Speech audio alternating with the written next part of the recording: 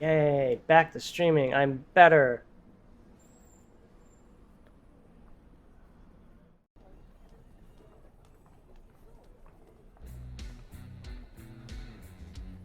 Oops, wait, why does it do this? This is so annoying. It always does this shit.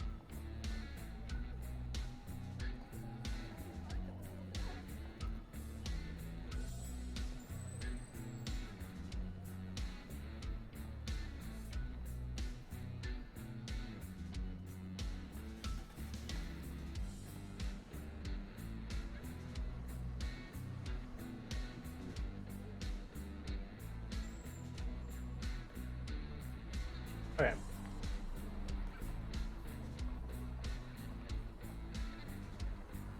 Let's hang on here. Time to do the news. This ABC 15 News Update is sponsored by Sanderson Ford, America's best-selling Ford dealership. Good morning, Nick Saletti here with our top stories. Right now, a deadly weekend in Maricopa County. The county attorney's office is preparing to review 6 homicide cases for potential charges. One case involving the death of 15-year-old Elias Longoria, shot and killed in Guadalupe. Investigations are happening for 3 homicides in Mesa, 2 in Phoenix, also up for review. MCAO says they typically review charges for 2 or 3 cases a weekend, but last weekend was a record high for this year. More human remains are turning up at Lake Mead as water levels continue to fall. The National Park Service responding to a call of remains found at the Swim Beach area. This was at least the 4th time human remains have been found at Lake Mead. Those critically low water levels impacting residents here in Arizona as the Bureau of Reclamation declares a Tier 2 shortage for the Colorado River next year. So what does this mean? Steep cuts for Arizona. The state will lose 21% of its water rights, and this will impact farmers in central Arizona. This is the first ever Tier 2 shortage, but marks the 2nd year of cuts in a row. Arizona and Nevada will have cuts. California will not because of previous legislation. It is projected that Lake Mead's water levels will be below. Ooh, this was in Westworld. What? I love to hear what the fuck it is we're gonna do about all these droughts and depleting water sources. Seems pretty bad. 1,050 feet come January. So this is a critical situation. With prices rising, the last thing most of us need. What? What? Like, what are we gonna do about it?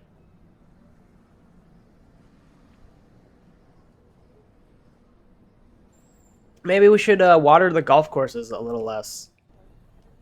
That's the problem.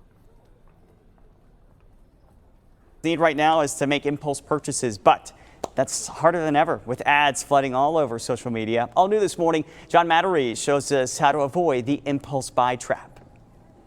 Impulse buying used to be something we did in the mall when an item caught our eye and we decided to buy it on the spot.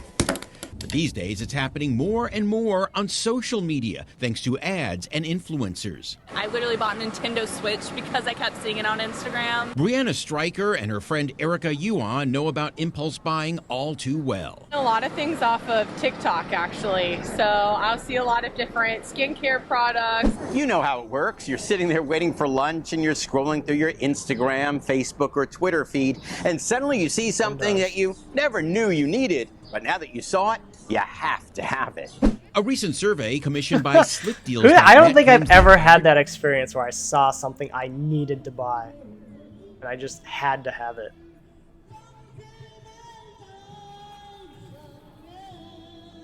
Ugh, that looks terrible. Impulse buying. You just see something and you have to have it. That seems so weak. Imagine being such a slave to your impulses that you just have to buy something. Seems like a really... That seems like a problem. I'll be right back. I need to grab some.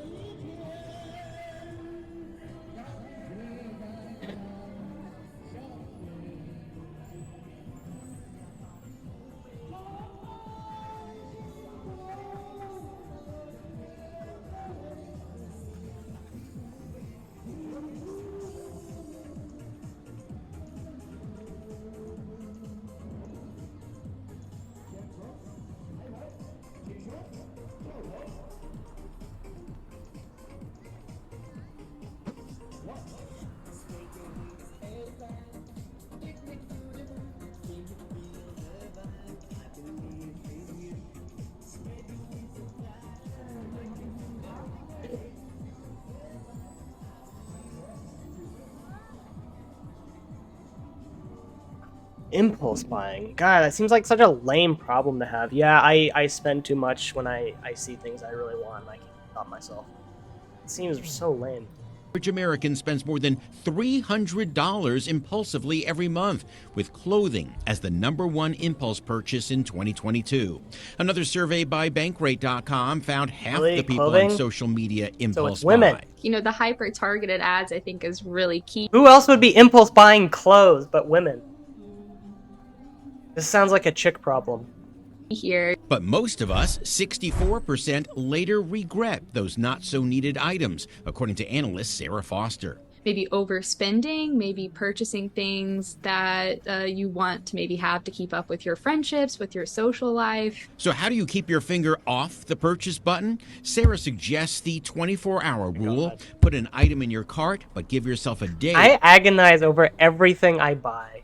I can't even begin to imagine having this problem. This is such a dumb problem to have. Impulse. God.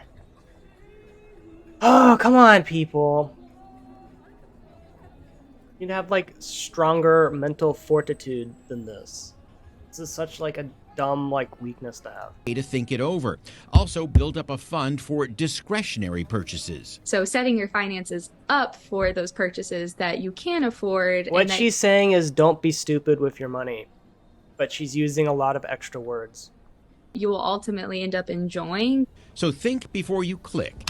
And that way you don't waste your money. I'm John Matarese. Oh, great advice. Right now, the housing market is cooling off and more buyers are having second thoughts. New data shows more than 17% of builder contracts fell through in July. That's up from 8% in April. Cancellation rates are even higher in the Southwest at 25%. Analysts say the You know, Arizona's got some nice look. The Southwest in general has some nice looking homes.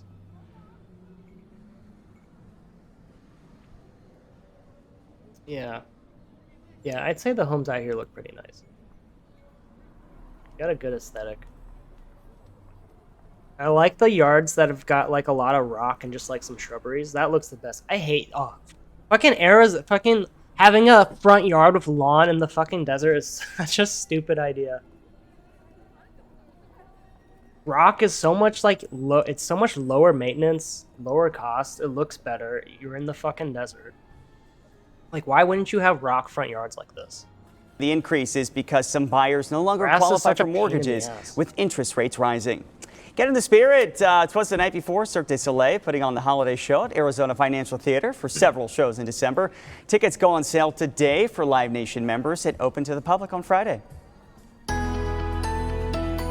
Time for that most accurate forecast. I'm meteorologist Iris Hermosillo. That storm threat going up across Arizona, including here in the valley, with a chance for afternoon and evening storms across our state. And for the valley, that chance goes up by the evening commute. Storms are more likely again across northern Arizona, developing through the afternoon into the evening. Watch for heavy downpours and areas of flooding and strong winds, and of course that dangerous lightning too. As you look at Futurecast, you'll notice those storms get going across northern Arizona through the afternoon, and then we're going to have to watch those storms to our north and east as they look to potentially move into the Phoenix area just in time for that evening drive, sometime around 5 to 6 o'clock here this evening, and then continuing to track towards the southwest after that. Overnight things wind down, but we'll see another chance for storms tomorrow. Same setup with storms coming off the mountains and into the valley. A high of 105 today in Phoenix. Lake Havasu tops out at 108, and we'll reach the 70s in Flagstaff, low 80s in Show Low. Temperatures are going to be dropping big time by the end of the week and into the weekend. We're looking for highs in the 90s as storm chances increase.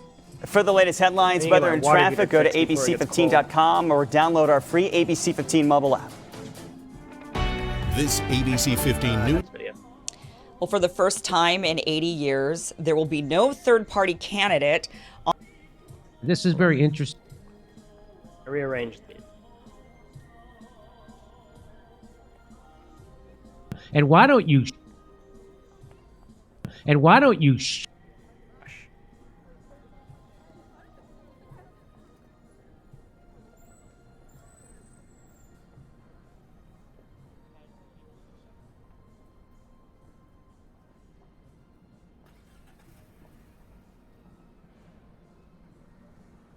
This is very interesting because remember what we covered this. there's an African Watch the very reporter. tolerant So, liberals. and Jen Psaki, who was tolerate Joe Biden's African press reporters. secretary, on her last day, he made a big stink. He's an African reporter, and he was making a big stink that you never call on us.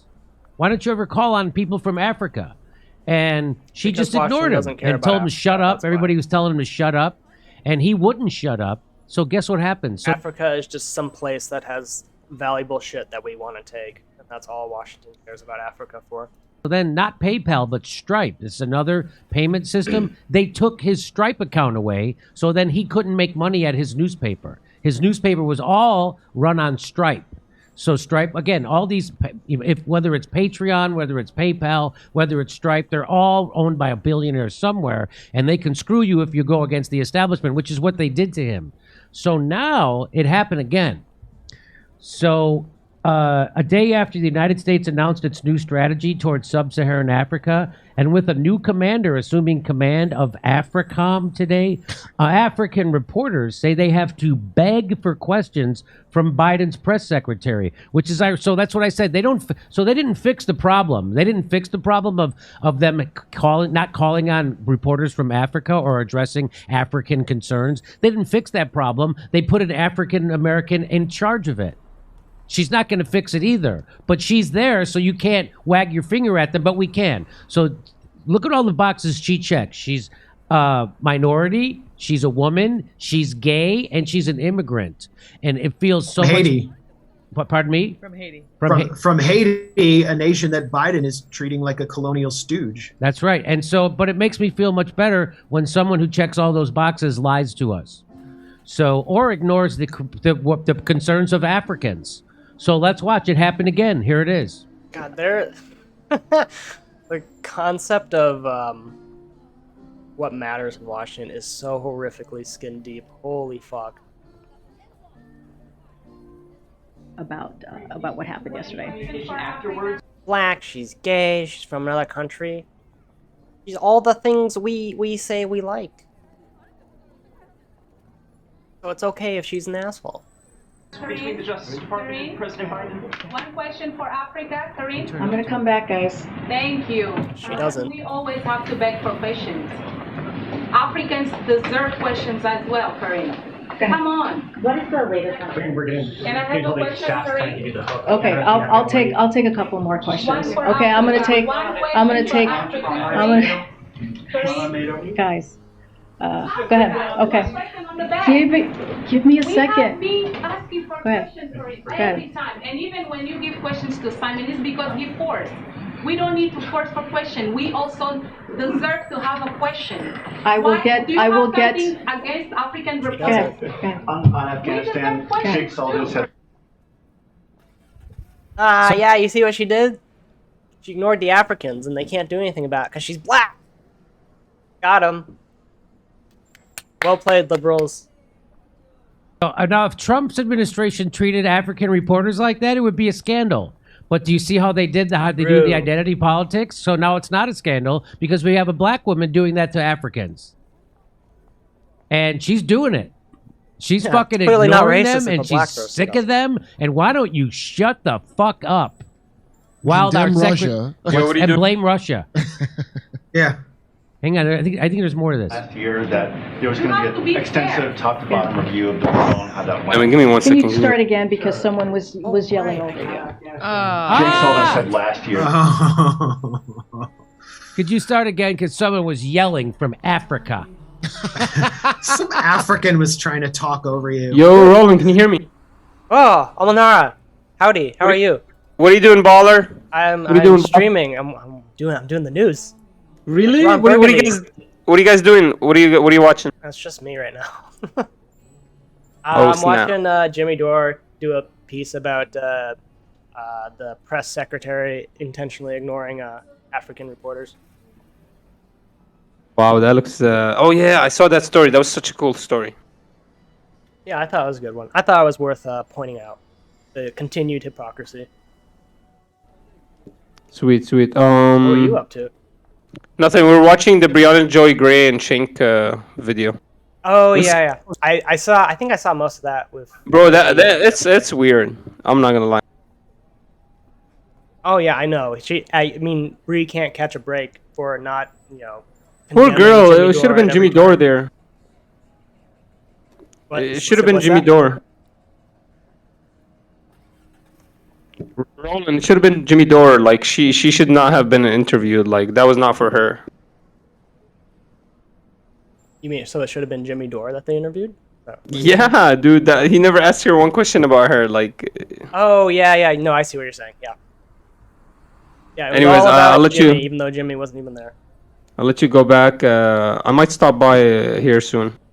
Oh yeah. Feel free to come back if you need someone to talk to or bounce questions off of. Yes, sir. I would love to. All right. I'll see you soon. All right. Peace. Bye.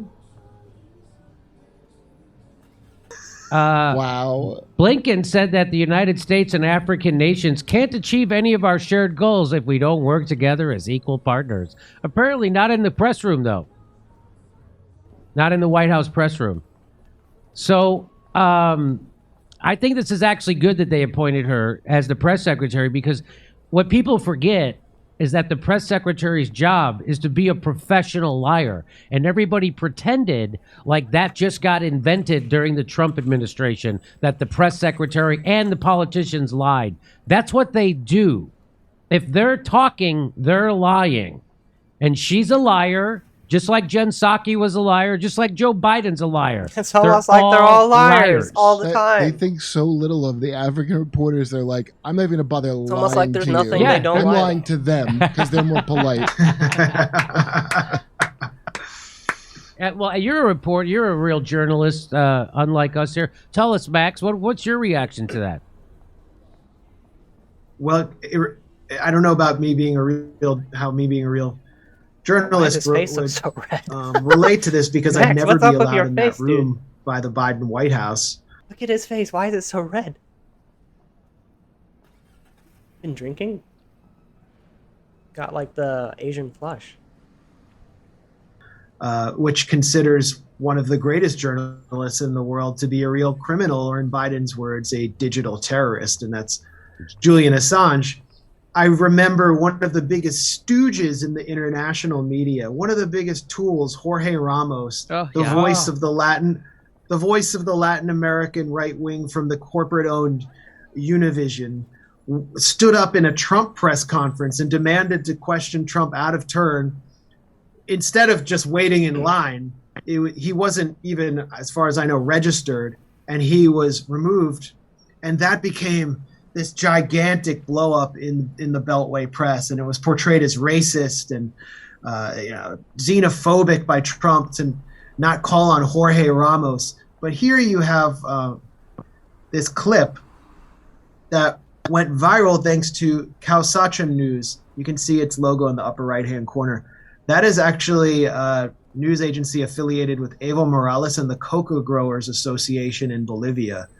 So that tells you how much, and it's a really important site, but that tells you how much attention this exchange got in the United States. The Beltway press was completely comfortable with this condescending display, which was a perfectly distilled the White House's attitude to Africa.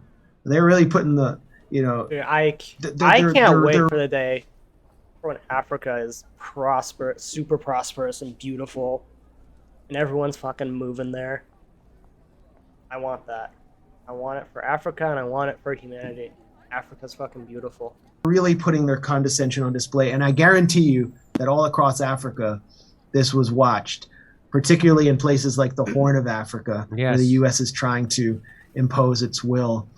An interesting little, I don't know if it's an interesting factoid, which is that Ilhan Omar barely won re-election. She's known as a progressive. I considered her of the squad one of the better ones on foreign policy. She'd taken some decent stands against sanctions. Also, we need to excavate the Sahara. I want to know what's under all that fucking sand. I guarantee there's a bunch of cool shit under the Saharan desert. That whole area used to be green, like, I don't know how many thousands of years ago it was. It used to be lush jungle, and then it became desert, and I think the idea is that part of Africa goes in and out of being forested and desert. as the years and centuries press on. Sanctions. But on the Horn of Africa, especially in Somalia, she's been pushing the agenda actually of her family clan, which has upset a lot of people in her district. Why, they who are booed her, Somali. right? They booed her for 10 minutes straight in her own district. For a number of reasons, including that they think she's trying to get famous in Washington, that she's too devoted to woke politics, which are kind of just considered weird, and more importantly, that crime is rising, inequality is rising, and she's just not there. And a lesser-known centrist ran against her who lives in the district, said he'll stay in the district, and he came pretty close to defeating her.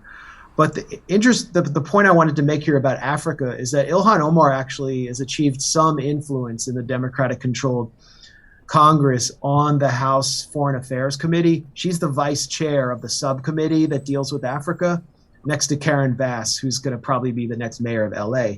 And she has used that position to kneecap the former Somali president, who is actually pretty popular. I covered up this window. He and was it, like, defeated disappears. by a member of Why is it Ilhan gotta be- Omar's clan, and Ilhan Omar's first husband. I just saw on his Facebook page, he announced that he is going to be a lead advisor to the new president of Somalia. So this is really like meddlesome behavior that is of a part with the imperial attitude the United States has. I gotta go grab some headphones.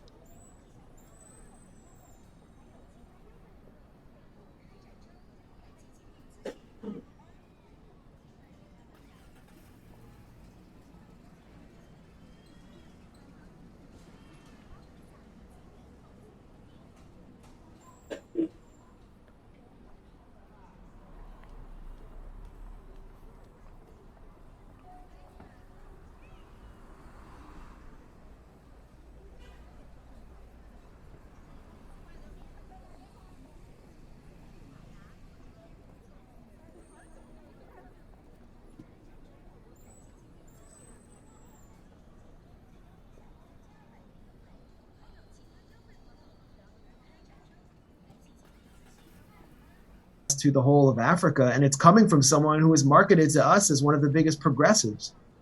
Yeah, we're finding out that when push comes to shove, the Squad are not progressives, that they're actually willing members of the establishment.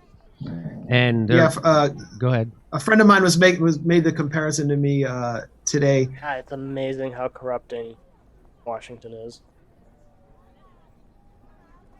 That they're kind of like boy bands, like boy band members. How they just kind of bring you into culture and sell you on a phony image and just leave you with this hollow, empty veneer. But you know, at the end of the day, you've spent hundreds and hundreds of dollars on concerts and bought a bunch of merchandise, and they're completely vapid, empty salespeople. But look at all the wins they've racked up with using their leverage.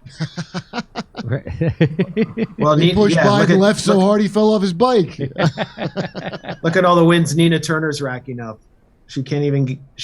I don't know. Could she even get elected dog catcher? She couldn't even make an anti-black accusation on a YouTuber stick. So I think she went to the Anna Kasparian school of launching false accusations in a desperate attempt that everybody sees through. But she nailed it. Everybody saw through it. Hey, we're coming to Tulsa, Oklahoma City, Detroit, Los Angeles, Spokane, Tacoma, Denver. Go to. Hello, everyone. I'm Swasti, and I work at the Manohar Parrikar Institute for Defense Studies and Analyses. I specialize on Europe security. Now this seemed interesting, but also looks potentially very boring. Defense and economic policies with respect to larger geopolitical churnings. One such churning that has led the world to a dangerous brinkmanship has been Nancy Pelosi's recent visit to Taiwan and China's harsh military reactions to the same. I'm sure you must have seen it. While interesting observations and interesting remarks were made from leading powers in the world, the curious case of Europe and European Union needs a bit of explaining. While Europe has been eager to take hardened position on China on several matters, but its Taiwan policy has been somewhat ambiguous. Let's try to understand why is that so and what implications does it hold for the rest of the world. So the European Union, you see, since the end of the Cold War, has emerged as a formidable economic power, rather incapable of defending its military or economic security. European Union has hoped that its economic weight would translate into enough geopolitical traction, a faulty assumption whose price the Europeans are paying today with structural dependencies and almost no plan B for quick diversification, let alone decoupling. EU's largest trading partner, China, has been playing divide and rule in Europe, arm twisting the bloc's economic dependence on Beijing to drive its global ambitions, especially on the touchy matter of Taiwan. The ongoing Russia-Ukraine war that I've been talking about so much has manifested many latent and not so latent discrepancies in European Union economic statecraft, which is designed to perform amid favorable situations but lacks the resilience to absorb uncertainties. While the energy dependence on Russia is well explored, the worrying dependencies on China aren't. However, there comes a tipping point when challenges begin to unravel latent power structures and a new reality emerges with changed rules of engagement. For Europe, a part of that realization did come with China's bullying of the EU to soften its coronavirus disinformation report. This came in 2020. But the tipping point came with Putin's war in Ukraine and the strengthened Russia-China bond over it. Let's see how China dents this EU unity. China has been successful in converging its economic power into geopolitical influence with astonishing success worldwide. It is with that confidence that China has been trying to dent the EU unity for the last few months by economically bullying a country called Lithuania, which is an EU member, over its stance on Taiwan. If the EU fails to respond adequately, Europeans seem doomed to spend the 21st century being pushed around by outside powers. The EU has so far stood united in its support for Lithuania while taking certain countermeasures to fight off China's economic coercion, and it's also been joined by major global players like Australia. But there are other structural dependencies and internal divisions it needs to address right away that, if left unattended, could wreak havoc on an already befuddled Europe, which is dependent on Russia's energy. So while the EU realizes that China will continue to be a major trade and investment partner, obviously, it needs to devise impactful economic strategies to counter Beijing's economic coercion. Lithuania's digression from China's policy on Taiwan led to Beijing downgrading its diplomatic relationship and implementing an effective trade embargo against Lithuanian goods. Now, interestingly, the trade embargo was not considered enough by Xi Jinping, as China accounts only for about 1% of Lithuania's exports. So, Beijing exhibited a fuller spectrum of its power by introducing extra retributive measures, so extra punishment, against several European Union companies that use Lithuanian labor. But in doing so, Beijing dented the very rationale of the EU supply chain, which is the core of their economic integration and existence as a bloc. EU owes much of its economic weight to its regional value chain and how that is embedded into the global value chain. So China expected that harsh measures would force the European Union to pressurize Lithuania to apologize along the terms acceptable to China. But that didn't happen. Yo.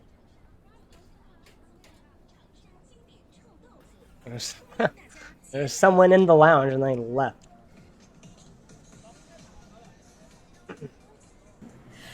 EU rallied behind Lithuania, and in January 2022, decided to file a formal complaint at the World Trade Organization against China. And this is a first.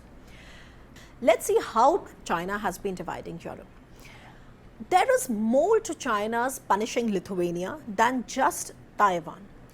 You know, after Xi Jinping came to power in 2012, the quest for China's influence in the world, riding on its aggressive economic statecraft, began via the very well-known, the famous Belt and Road Initiative, the BRI.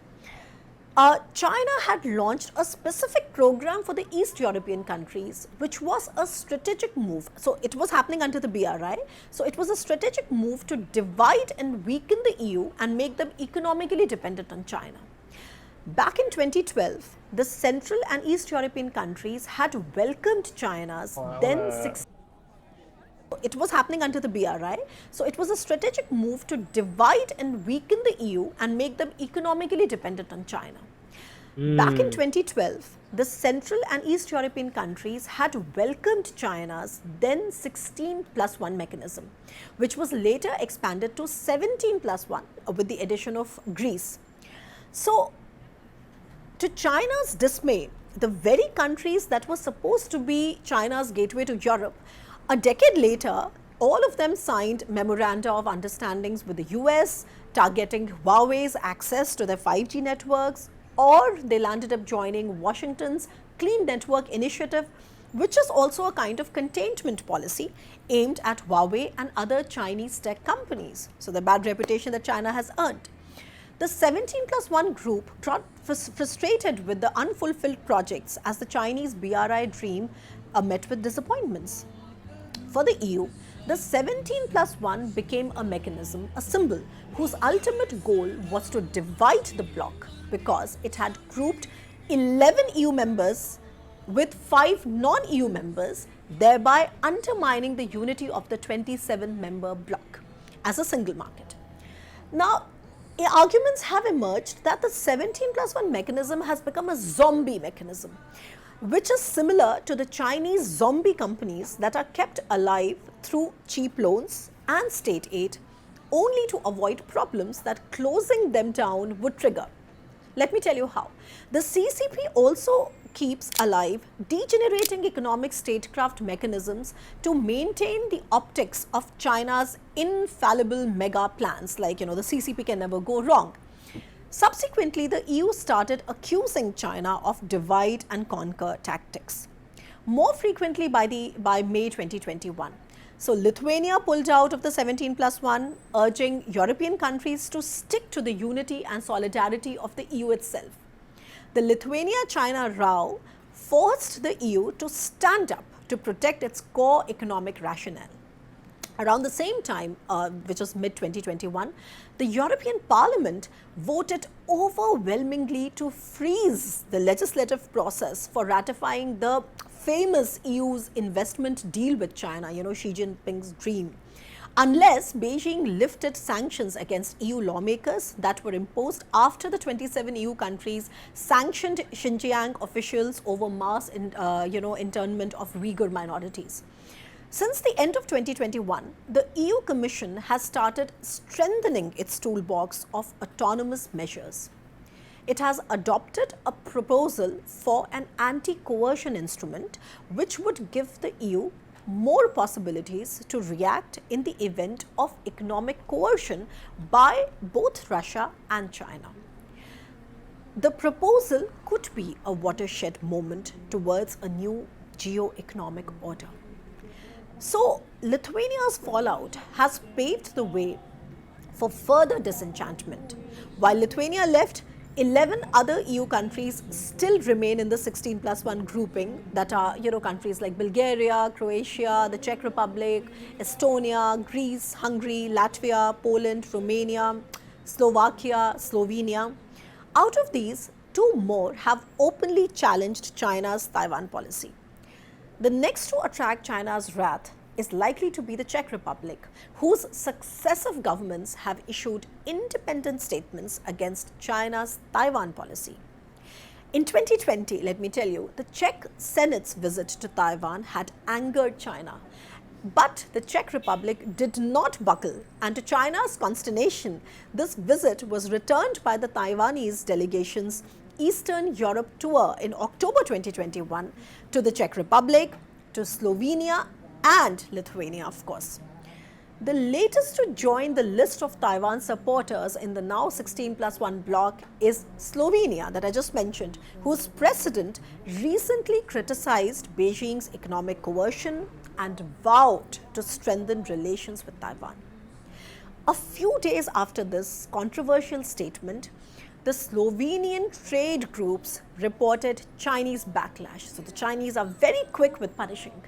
According to some Slovenian press agencies, the Slovenian Chinese Business Council said Chinese partners were already terminating certain contracts and exiting the agreed investments. What is this? Just a way to punish.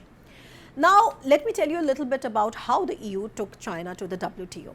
So, after months of failed bilateral diplomatic attempts following China's sanctions in January 2022, the EU launched a case against Beijing at the WTO for targeting goods from Lithuania over its stance on Taiwan. This move further deteriorated ties, with a long negotiated investment deal I just told you about was already on the rocks. The key, however, is for the EU to remain united and take necessary actions to identify and diversify from structural dependencies as well. So, Lithuania alone cannot affect China's economic interests, but a united European Union will. As of 2021, the EU is China's biggest trading partner. You know, the European Union officials have been very vocal, when they say that China has Europeanized this problem and it has turned it into a test for the entire EU. Despite challenges from within and particularly from Hungary, a more confident EU seems to be learning to convert its economic might into strategic leverage. China's divisive tactics have set a bad international precedent, which will discourage other European countries from trusting it as a bankable economic partner, something that is happening so openly with Russia. Now, let's understand what is the complex terrain of Europe's dependencies on China. So, it's not just Russian oil and gas. EU countries, especially countries like Germany, are also dependent on China for industrial metals and rare earths. These are reportedly needed for wind turbines, for electric vehicles, for solar cells and semiconductors, and their demand is only set to rise. Now, China could arm twist the EU for its rare earth dependence as well, because China not only exports 98% of rare earths to the EU, but it also monopolizes the mining and processing of these materials. Just like Putin has weaponized energy for political outcomes, Xi Jinping could weaponize the export of rare earths to the EU in lieu of the latter's stand on Taiwan or China's faulty trade practices. A March 2022 report hinted that China could be planning to weaponize export of rare earths to the US. Learning from the Russian experience, Europe should be worrying lest raw materials exports from China reduce at this critical juncture. Beijing plans to cut exports to meet their own domestic demand. All these put together, there has been brainstorming within the EU for achieving European strategic autonomy on a horizontal cross-policy basis, which means lots of policies together like defense, trade, industrial policy, digital policy, economic and monetary policy, etc. Now, this would strengthen the EU's multilateral action, self-reliance and resilience, and in turn reduce dependence on external actors, making it less vulnerable. Watch the Kim Iverson video. For the first time in 80 years, there will be no third-party candidate on the ticket for the New York governor's race. Why? Well, because the state... That's because elections are fair. Run by Democrats who claim they're for democracy, basically passed laws to eliminate the competition. Larry Sharpe is the Libertarian nominee for governor, and he will not be on the ticket. This is a party we all know, the Libertarian. Imagine calling the United States a democracy while we intentionally make sure third parties have no chance whatsoever. Party, despite being on the ticket in 2018 as also the Libertarian nominee for governor. It's not on this time. Why is that? Well, he's here to tell us what these laws were that were changed, why they changed, and how I haven't seen this guy in forever. That's kind of interesting. in the future can third-party candidates actually make it onto the ballot in the state of New York. Larry, welcome to the show. Oh, Destiny talked to him like 2 or 3 times. For having me. But for clarity, I may still be on the ticket. We are suing. We can hope that the courts will do the right thing. So we may still be on the ticket. But as of now, I wouldn't count on it. You are correct. We will not be on the ballot. And how long do you have before they actually start printing these ballots? Courts are all fucking paid off by the Democrats and Republicans and their donors. Ballots. Well, we've done it in the past. We've had to fight in the past to get in the ballot, and we've done it as late as October 20th. Okay, so you still have some time to fight this. So explain to us why you were on the ticket in 2018 and now this time in 2022 you're not going to be on the ticket. Like or you know, hopefully you will be, but hopefully. What rules changed? What laws did they pass that made it so it's impossible, nearly impossible, if not impossible, for third-party candidates to actually run in these races? For decades in New York State, the way you get ballot access, the way you become a party in New York State is through the governor's race, right? So as odd as it may sound, that's the only way. Literally, we could have a senator and we would not be a party. We have to get a certain number of votes on the governor line. That's the way New York State's worked for decades. So in the past, you had to first get 15,000 signatures across the state. And once you got that, valid signatures, you could be on the ballot. Once you got on the ballot, if you were able to get 50,000 votes on that line, you're a party. Now you don't have to jump through hoops anymore. Like Democrats, Republicans, you'll be fine in New York State. Well, we've been trying the Libertarian Party for literally 50 years. We finally made it in 2018. So now we're a party. Sounds good. You would think maybe it's great. Well, they changed the rules literally in a budget line. They just wrote in the rules, by the way, we're changing the rules. We are tripling the amount you have to have in 6 weeks. And what a coincidence that the rules suddenly change just like that. It's almost like they're intentionally trying to keep people out of the democratic process.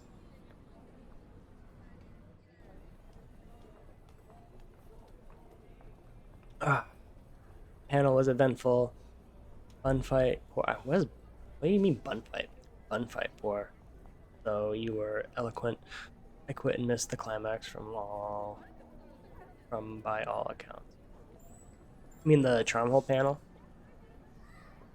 Yeah, the Charm Hole panel was fun except for the guy that tried to get us all banned. Going to move it from the summer where there are fairs to go to the spring where there are still snowstorms in New York State. We made it to a point to where you have to wind up getting about 2,000 signatures per day. That's about what it is. Why did they do this? What was their reason for changing the rules? Yep. Were they saying, oh, we don't have enough ink for your name on the ballot, or what? Well, what they say and the truth are completely different. What they are saying is, and they've said in court more than once, that this is not unconstitutional, that it's totally fair, that anyone who's diligent can do it. The goal is to make sure that we have valid, candidates on the ballot. That's what they say. Yeah, according None of to that's their actually rules. true. It's demonstrably false because everyone who tried to get on the ballot failed. Yeah, I mean, Literally failed. they only have Everyone. 2 candidates Correct. in this race. Yes. That is Hochul and who is it that's running on the Hochul and Zeldin. And Zeldin, right? So the argument was literally, to me, my argument to them was, nobody made it a sitting congressman. Zeldin, who tried to do it also. Bun fights is like a Jim's Tea Party. What the hell are you talking about? I have to Google this.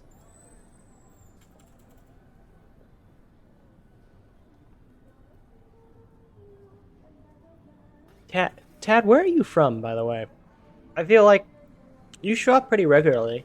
I should get to know you a little bit. Let's talk, you and I.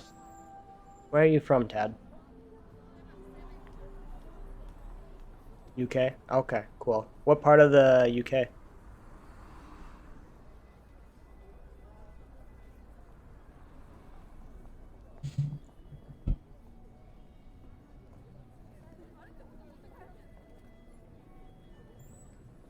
Also, if you don't want to answer my questions, just let me know.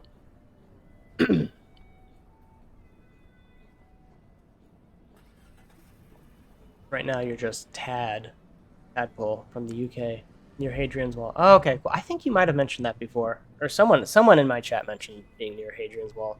That's cool. So kind of in the middle, I guess.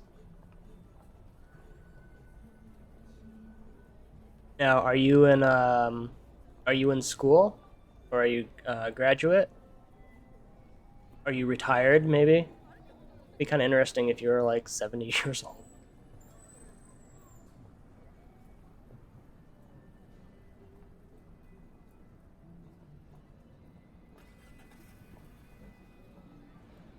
I need some music. Turn on some YouTube music.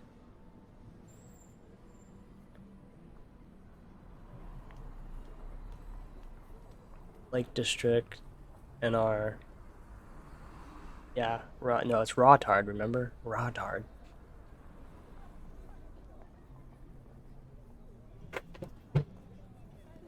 But are you in school? Are you a student? A graduate?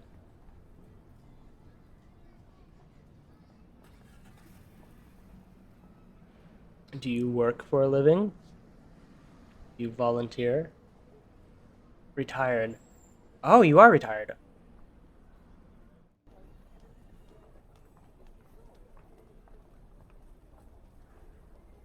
So you are like 70.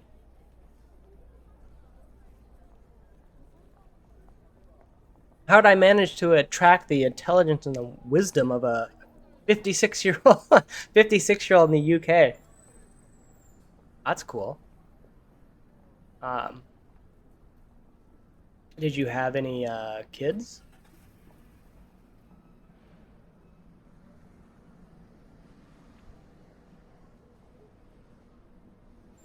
Bet you're a stud, Tad. I bet you had like 10 kids.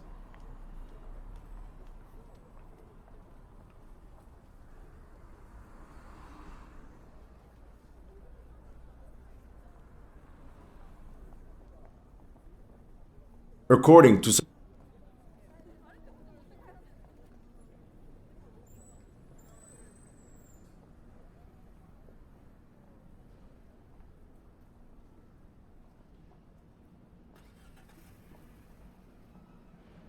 Good cue, no kids.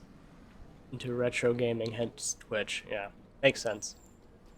Oh, so you used to watch Nikki a lot?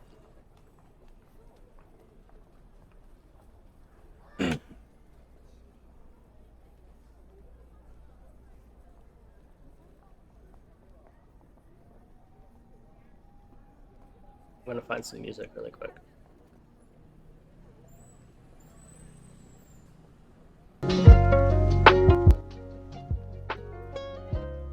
That's a little better.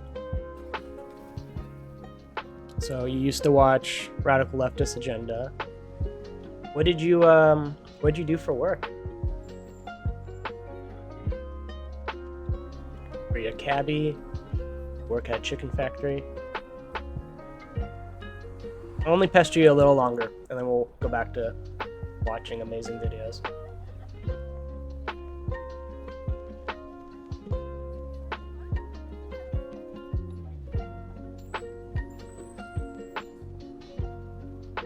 How We Met Was There, cleaning, AP. Not quite sure what that means.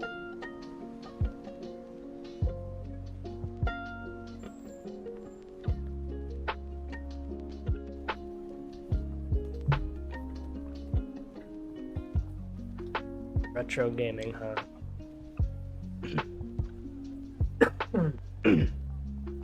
Is that like Sonic the Hedgehog retro gaming, or like Pac-Man retro gaming?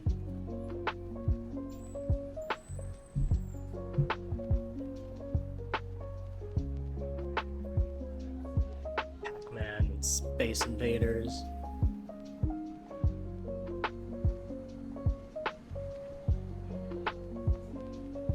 How We Met Was There. So you're married, I take it?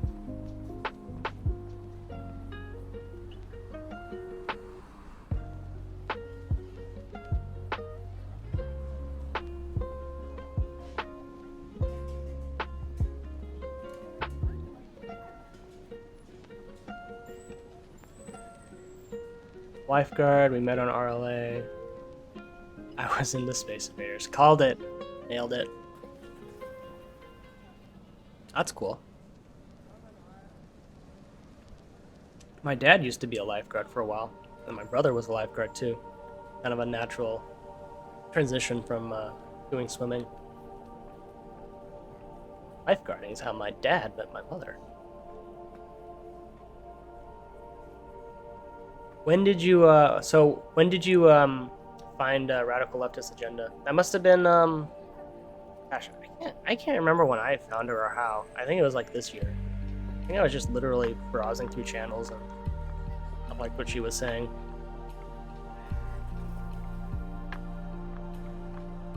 I stuck around.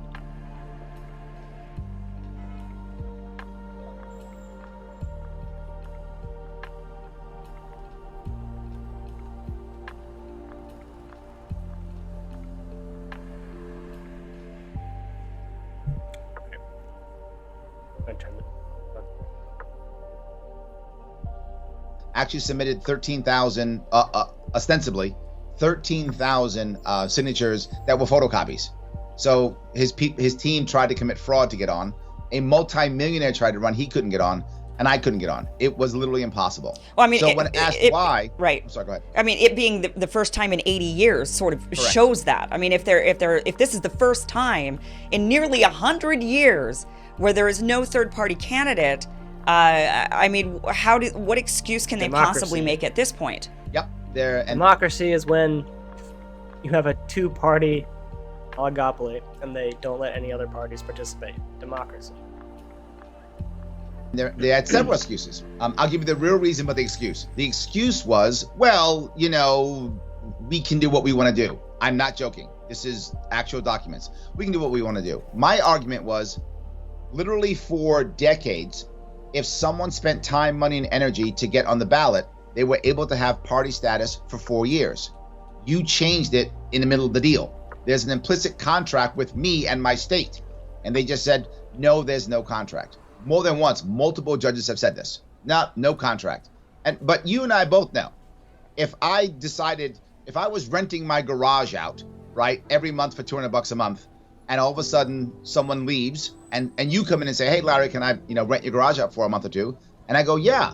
And you ask me, well, how much were you charging people? Well, $200. You go, okay. So you give me $200.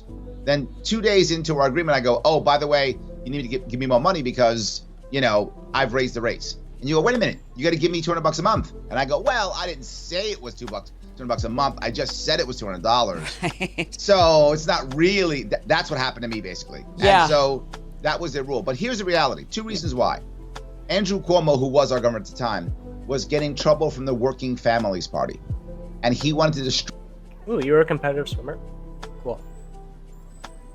My brother was too for most of high school. 2 months or so back on our...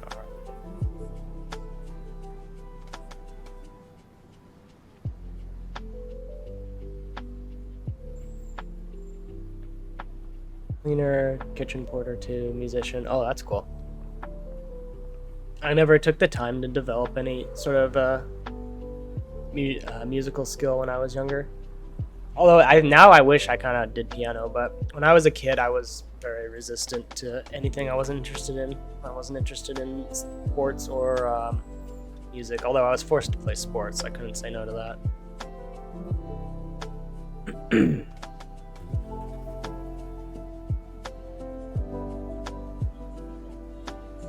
She's not the big I am, which is rare on the internet. I'm getting the feeling English might not be your first language, Dad. That's okay.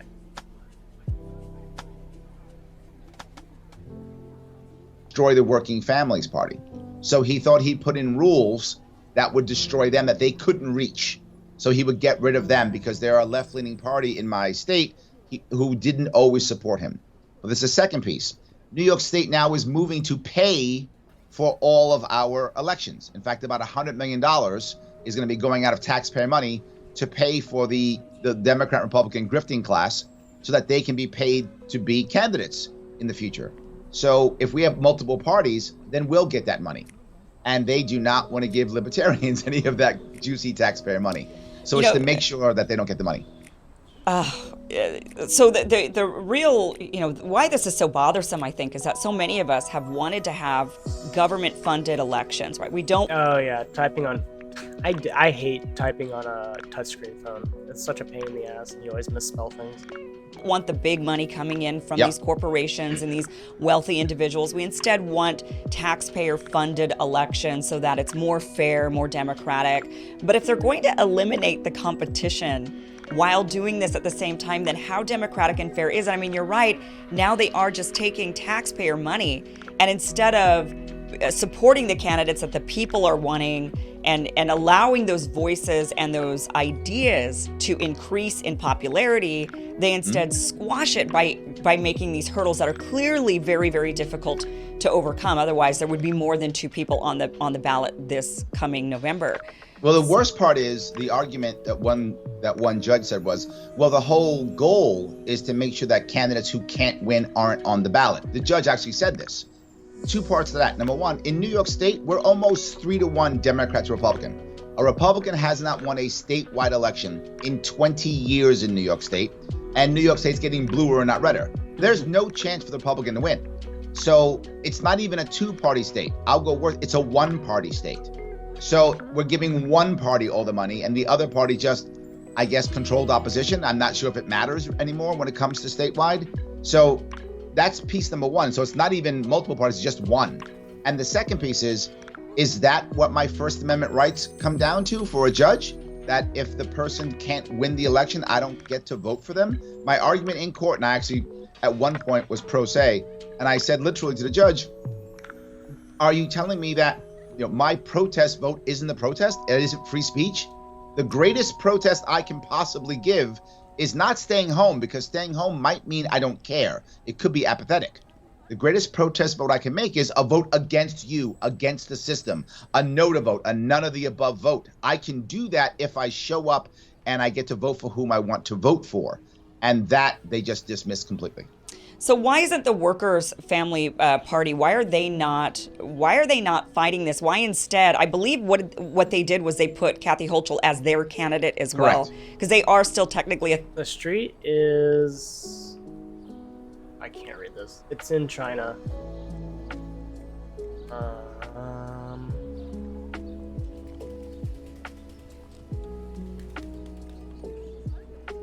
You can kind of see the title at the top of the video. Walking in China's Zhenhuan ancient town. Zhenhuan. I don't know how to... I think I might be... Can't tell if I'm saying that right. I am walking in China's Zhenhuan ancient town. Where it is.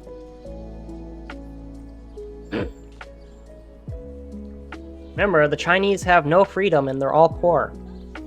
Look at how poor and unfree they are. Third party. So to be clear, there are still third party. There are still third parties in New York that are allowed to have ballot access. But why didn't they run an individual candidate? Why instead did they say, okay, well, Kathy can run on our ticket as well? And the Conservative Party did the same thing for Zeldin. Yep. Is that right? Absolutely. In New York State, we have what's called fusion voting, and fusion voting is odd because we're the only state who really does it.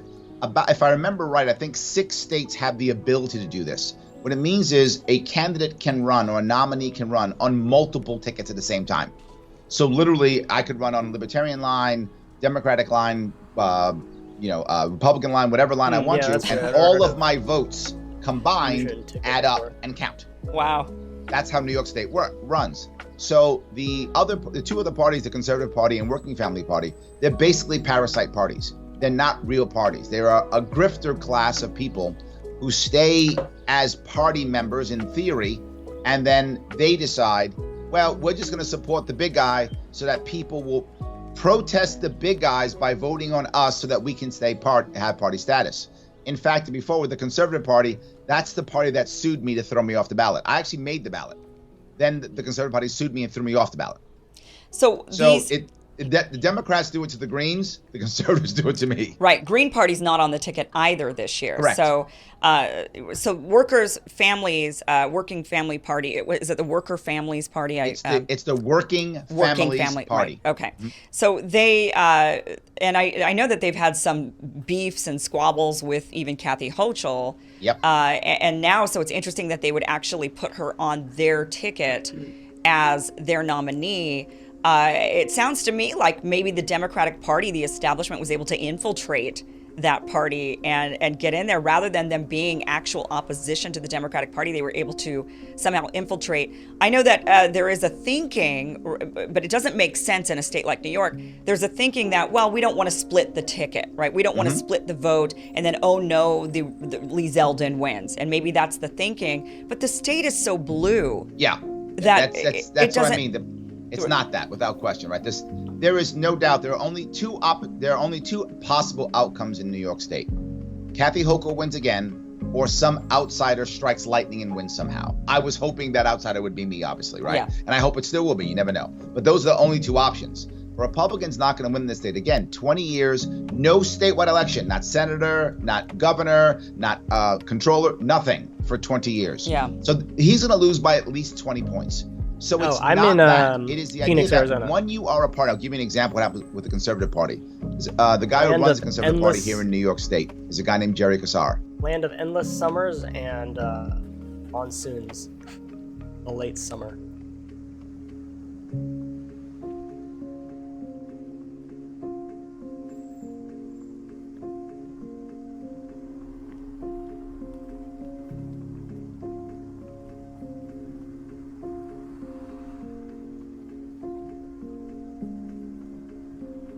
And he's just making money off it. He actually had Mike Pence show up and do an event. Well, he can charge $500 a head for the event. So now they all make cash, all the grifters make their money, but they don't do anything for the state. They just do it so they can make money. It is literally a legalized grift in my state to be in this. So now what did we learn from this video? We learned that the Democrats and Republicans are anything but democratic. They intentionally make sure that people can't participate in the democratic system. Thank you, Kim. I actually want to listen to Breakthrough. Yeah, I want to listen.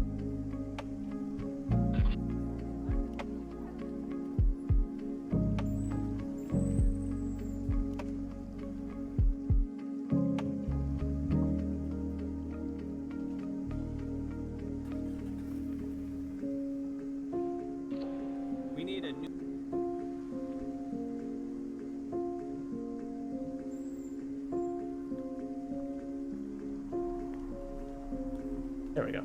Okay, I want to watch this now. New system. We need a new society. We need to demand that which may have sounded impossible even a few weeks ago, but is not only realizable, but an imperative necessity.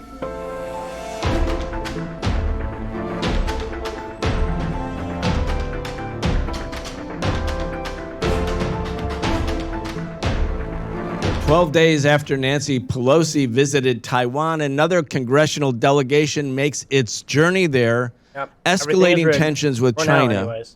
Is the United States about to scrap the one China policy considered the basis of U.S.-China relations for the past half? Actually, I kind of want. There's something else I kind of want to watch right now.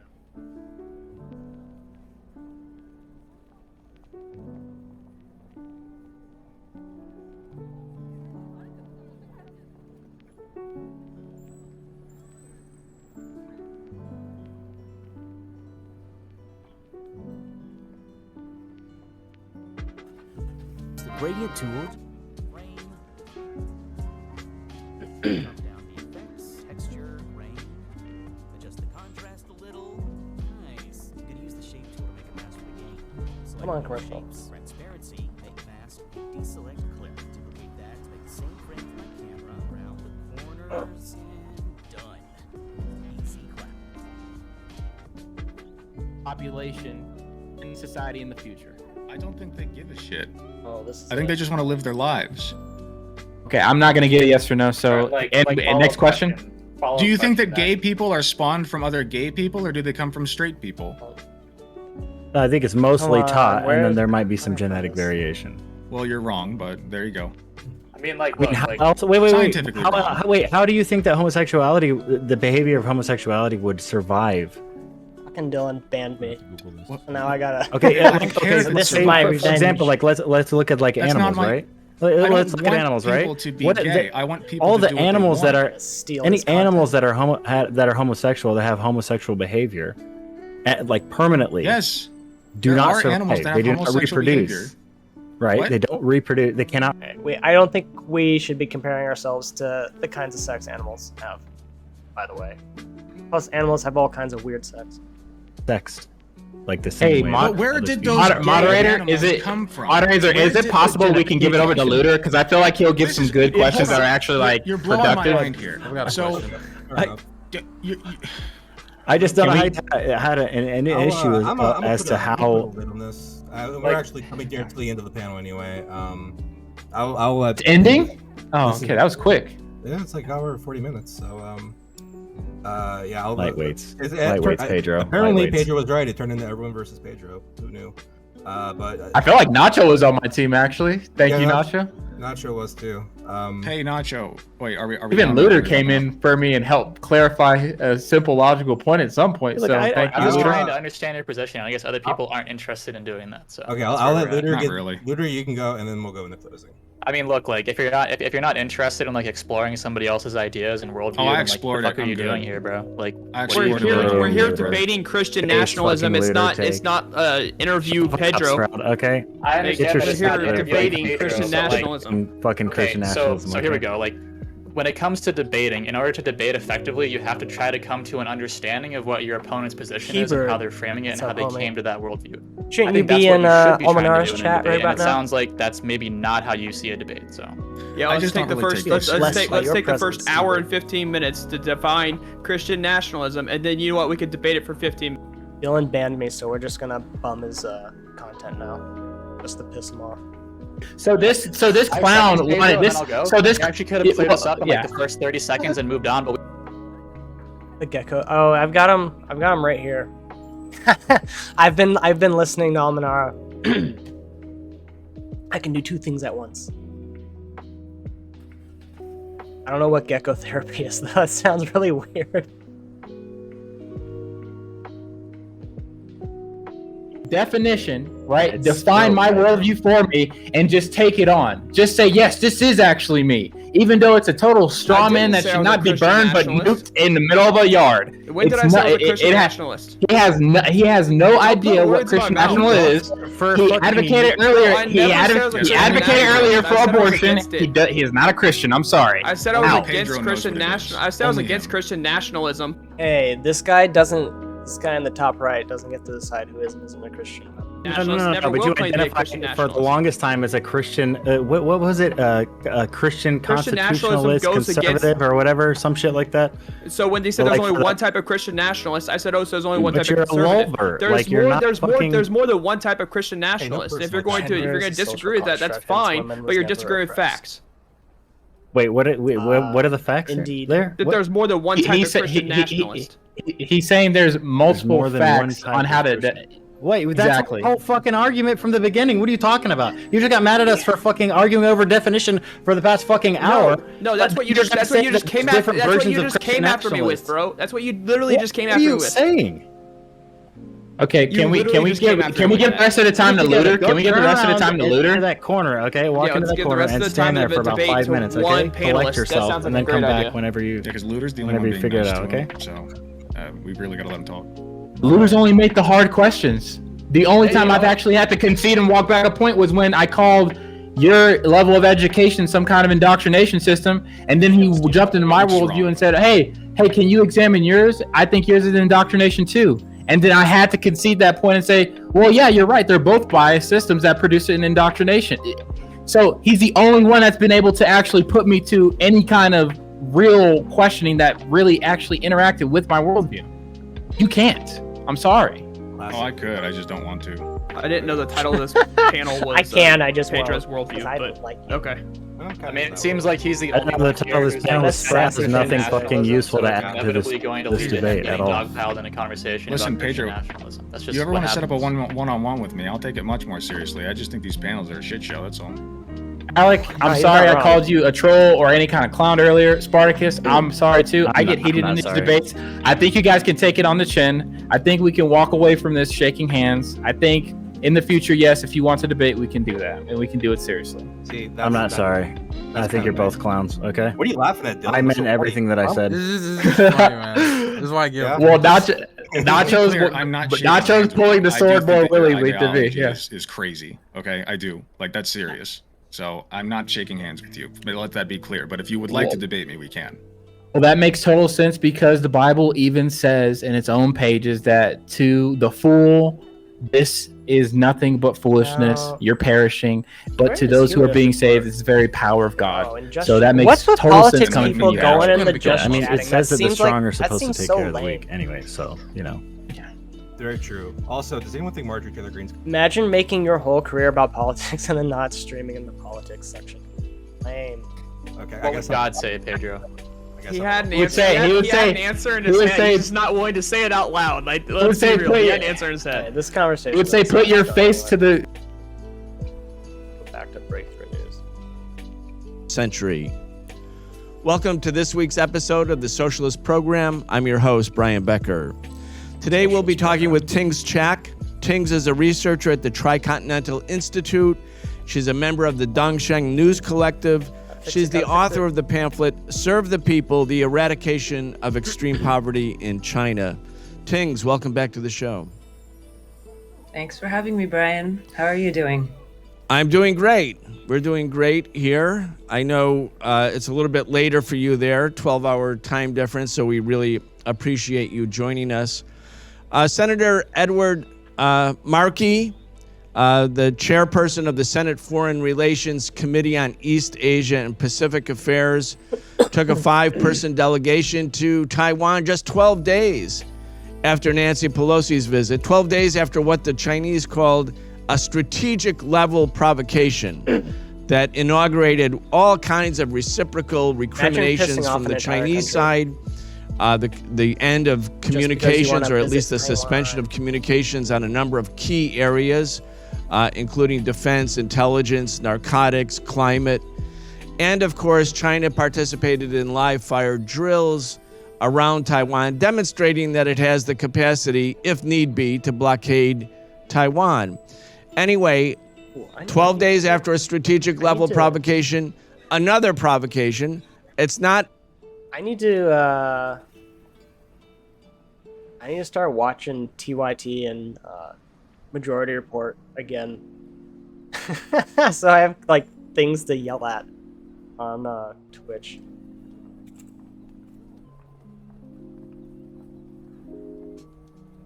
I unsubscribed like so long ago.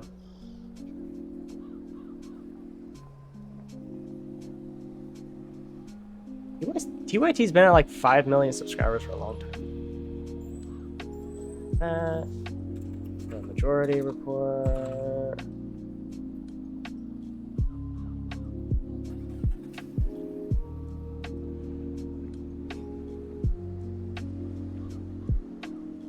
I didn't use them.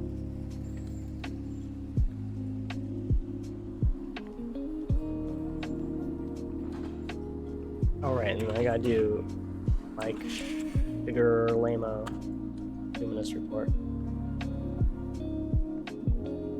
Humanist Report. Subscribe, turn on the bell. Don't forget to turn on the bell. Okay, I got all the useless idiots now. Okay, back to breakthrough news. In the news as much, but just talk about how this is registering in China. You're in Shanghai. I mean, how are the people in China, not just the government and the media, although we care about that, but how are people reacting? I mean, I think in many ways, as you said, this U.S. congressional delegation visit is seen as it didn't get as much attention as the Pelosi visit. It's seen as a sort of continuation of what's now very clear as the U.S. policy and strategy towards China in regards to Taiwan. And I mean, just taking us back to 12 days ago, you know, I, along with something like 87 million Chinese people, are watching closely the flight tracker of Nancy Pelosi. And of course, she landed, she met with Tsai Ing-wen, the Taiwan regional leader. She even got an award from Tsai Ing-wen, and then she left safely without a scratch. And dude, these fucking people love to pat themselves on the back and give themselves awards. It's so fucking dumb. As you already mentioned, Brian, the series of concrete measures were taken by the government, but one of the, I think, key things that it sparked among the Chinese people is a sense that, you know, a real affront to the question of territorial sovereignty, around national sovereignty, around the basis really of U.S.-Chinese relations. And in many ways, this moment has it's like she didn't even go there with the blessing of the White House either, which is kind of weird. Rules of the game have shifted, and that has been based on the provocations led by the U.S. The Chinese called the One China policy, whereby the United States acknowledges that Taiwan is indeed a part of China. It's been part of China for many, many hundreds of years. It was stolen from China by Japanese colonialism in 1895, incorporated into the Japanese Empire. It returned to China in 1945 when Japan was defeated at the end of World War II. Taiwan is part of China. The U.S. acknowledged it in the Shanghai Communique in 1972, reaffirmed it in the 1979 Communique where Jimmy Carter, president then, met with Deng Xiaoping, reaffirmed again in the 1980s. And when I'm looking at press releases coming from the offices of Senator Markey, Congresswoman Pelosi, and many, many, many other members of Congress, it's quite clear that these people, the politicians in Congress, they absolutely do not believe in the One China policy. Pelosi talked about Taiwan and the United States as our two countries. I mean, this means that the guardrails, the essence of the core of the diplomatic relationship that was begun with Richard Nixon in 1972, it's not over officially, but it's kind of over. I mean, I think it's important you brought a little bit of that historical perspective and why this is such an emotional question, right? On this question of what would the reunification of Taiwan with the Chinese mainland following this One China policy and determined really by the people Chinese people on both sides of the straits. But it's really part of this 200-year-long process of uniting the country against a history of imperialism. I mean, I come from Hong Kong, which was also, you know, a product or was ceded during the imperialist aggressions of the Opium Wars, and Taiwan is. Oh yeah, dude, I'm pretty sure China's still pissed about the Opium Wars. I mean, I would be too. An unfinished history, you know, bringing back to 1895, as you mentioned, and remembering after World War II, according to the Cairo Declaration that was set out in the Potsdam Conference, that all territories that were stolen from China, which includes at that time Taiwan was called Formosa, and also other regions like Manchuria, would be returned and restored to China. So we're still seeing this historical legacy continuing today. But of course, as you said, this basis of normalization of Chinese-U.S. relations that is recognized by the entire world, pretty much, you know, and even since Pelosi's visit, we've had over 160 countries from around the world that represent 80% of the world's population that have reiterated their support of the One China policy and reiterate their support of the importance of, you know, protecting national territorial sovereignty, which clearly Pelosi's visit and now with the U.S. congressional delegation visit is violating. And I think one of the things you mentioned, I mean, we've been seeing these escalations over the last few months. Just in June, we had the modifications, you know, to, I think it's called the Taiwan Policy Act of 2022. And in that, I mean, it's quite interesting to see the various changes that have been very significant, and that slow shift in language, whether it's around changing the name to the Taiwan Representative Office, or the active promotion of Taiwan's inclusion in international organizations and bodies, or even just the increasing of blatant increasing of arms sales and financing to the tune of $4.5 billion over the next 4 years to Taiwan. And it's interesting, I mean, in that you see the last, what they call the titles. They are, yeah. I understand why they'd be mad. The Opium Wars is pretty bad.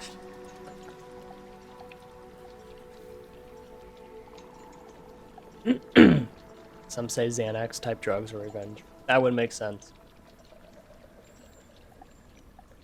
It says nothing in this act shall be construed as entailing restoration of diplomatic relations with Taiwan or altering the United States government position on Taiwan's international status. But I don't know if anyone in the world would agree by sending your number 3, a person in power, on a military aircraft to Taiwan is a non-escalation or not any kind of restoration of some kind of diplomatic relations with the island. And of course, now we're seeing that just continued as sort of the new normal with the congressional visit. Well, let's go back to that Taiwan Policy Act of 2022. Introduced in by a bipartisan sponsorship. Bob Menendez, the Democrat in the Senate, and Lindsey Graham, Trump's buddy, Trump's golfing partner. They introduced it.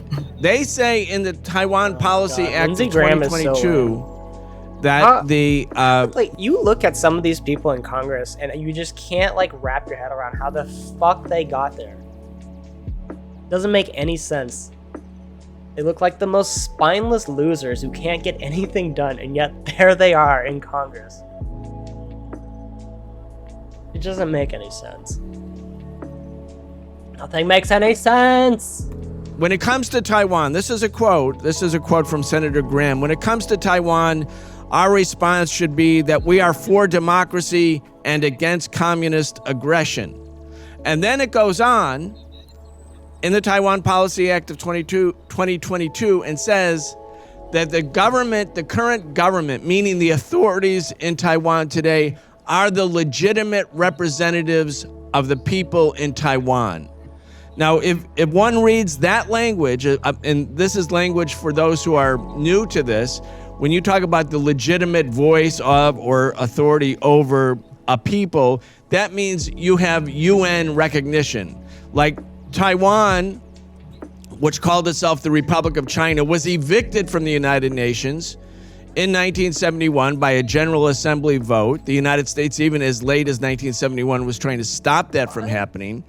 The People's Republic of China, meaning mainland China, took its rightful seat at the United Nations and at the Security Council. And the U.S. acknowledges finally in 1972 that, yes, China is one, Taiwan is part of it, that the fate or status of Taiwan will be settled by the people on both sides of the strait. That's reaffirmed. And the U.S. says that Taiwan, as part of China, is part of China, and that the legitimate government in China, for all of China, is the government at that time led by Mao Zedong and Zhou Enlai, the People's Republic of China. Yeah, but we know the United States never goes through, never keeps its word.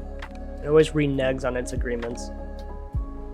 Now, because we have all the guns and we can do whatever the fuck we want. We're Washington, and we don't care. The U.S. senators, both parties, who seem to fight about everything else when it comes to domestic affairs, have agreed that China is no longer the legitimate voice of Taiwan, the legitimate representatives, that this belongs to the separatist forces in Taiwan. I mean, that's pretty big. Absolutely. I mean, this has been undisputed for, as you already mentioned, for 50 years.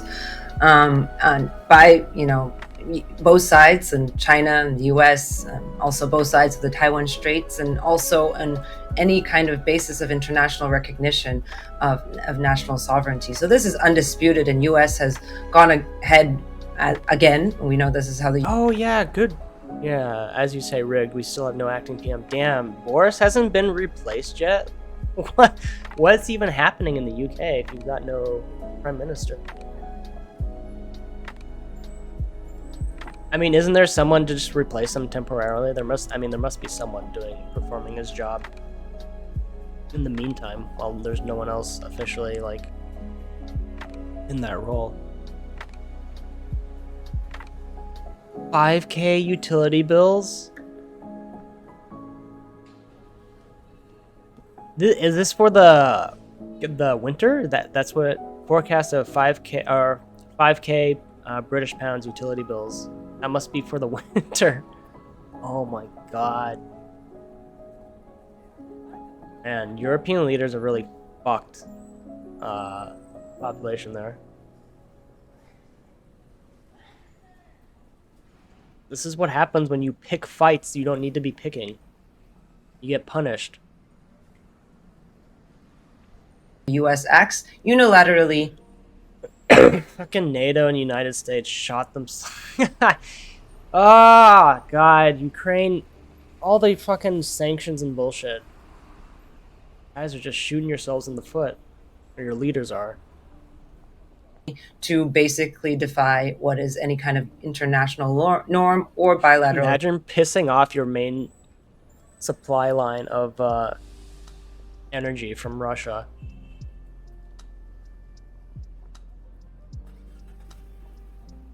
Deputy PM, 13% inflation, mainly Brexit, a bit Ukraine. Oh, it's mainly Brexit. Okay. Well, the Russian sanctions can't be helping. I mean, my understanding is that's just going to make price of energy be expensive for everyone. And winter is going to be rough. I'm going to be very curious what happens in Europe during the winter. Agreement. Especially if people are paying 5K pound utility bills. That's so fucking crazy. 5K utility bills. Yeah. And crossing what is a very, very clear red line as established by these international norms. And I think one of the things that's important you raised around, this statement of, upholding this democracy against the big bad communist PRC. I mean, this is something not quite new, right? I mean, Taiwan was very much constructed really as a pawn for the last decades, or really the last century of imperialism. First of Japanese imperialism, but more recently in the last decades of US imperialism. I mean, I sometimes think it's interesting that Taiwan has been seen as this bastion of democracy, which for the vast majority of its short, sort of more recent history, was a highly repressive dictatorship ruled under, I think, how many decades? I mean, my history is not as good as it should be. At least 3 decades. At least 3 decades of martial law. Oversaw one of the most, bloody massacres in 1947, the February incident, and only actually saw its first democratically elected local leader in 1996. So I think that's also, we have to put that in historical perspective of what the last decades mean for an island that has been effectively part of China for at least 700 years in terms of the first early recorded mass migrations of people from the mainland to the island, but really what makes a part of a 5,000-year-long history. But what I think is interesting also about this 2022 Taiwan Policy Act is that there's also a point talking about, and they don't even try to hide it, right? One point is about, using, establishing relations or exchanges for training U.S. officials so that they can also be more effective in sharing and spreading U.S. interests and values in the Indo-Pacific region. I mean, this reminds me a lot of just in recent past when we thought about, why the 72 reestablishment of relationships between China and the U.S. was so key, and why those communiques have to be upheld. I mean, right now we're seeing a huge decay of those agreements. Is because prior to that, and during the Vietnam War, the U.S. had up to 30,000 troops stationed on the island. I mean, Taiwan was a de facto occupied territory of the U.S. It had nuclear arms. No. Bombing the Nord Stream 2 would be completely psychotic. I don't think that's gonna happen. That I can't see that happening without something like shit really hitting the fan. They're more likely to try to covertly break it down. You know, like how the CIA covertly destroyed Iran's centrifuges that they were using for their nuclear program. It'll be something like that. Bombing it is just too brazen and psychotic.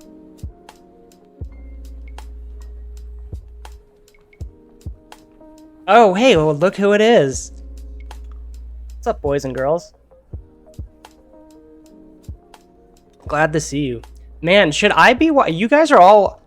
So, RLA watched the Brianna Joy Gray, Cenk Uygur debate. Almanara watched it too. Should I make it a three-peat? Where'd you get this guy? Texas.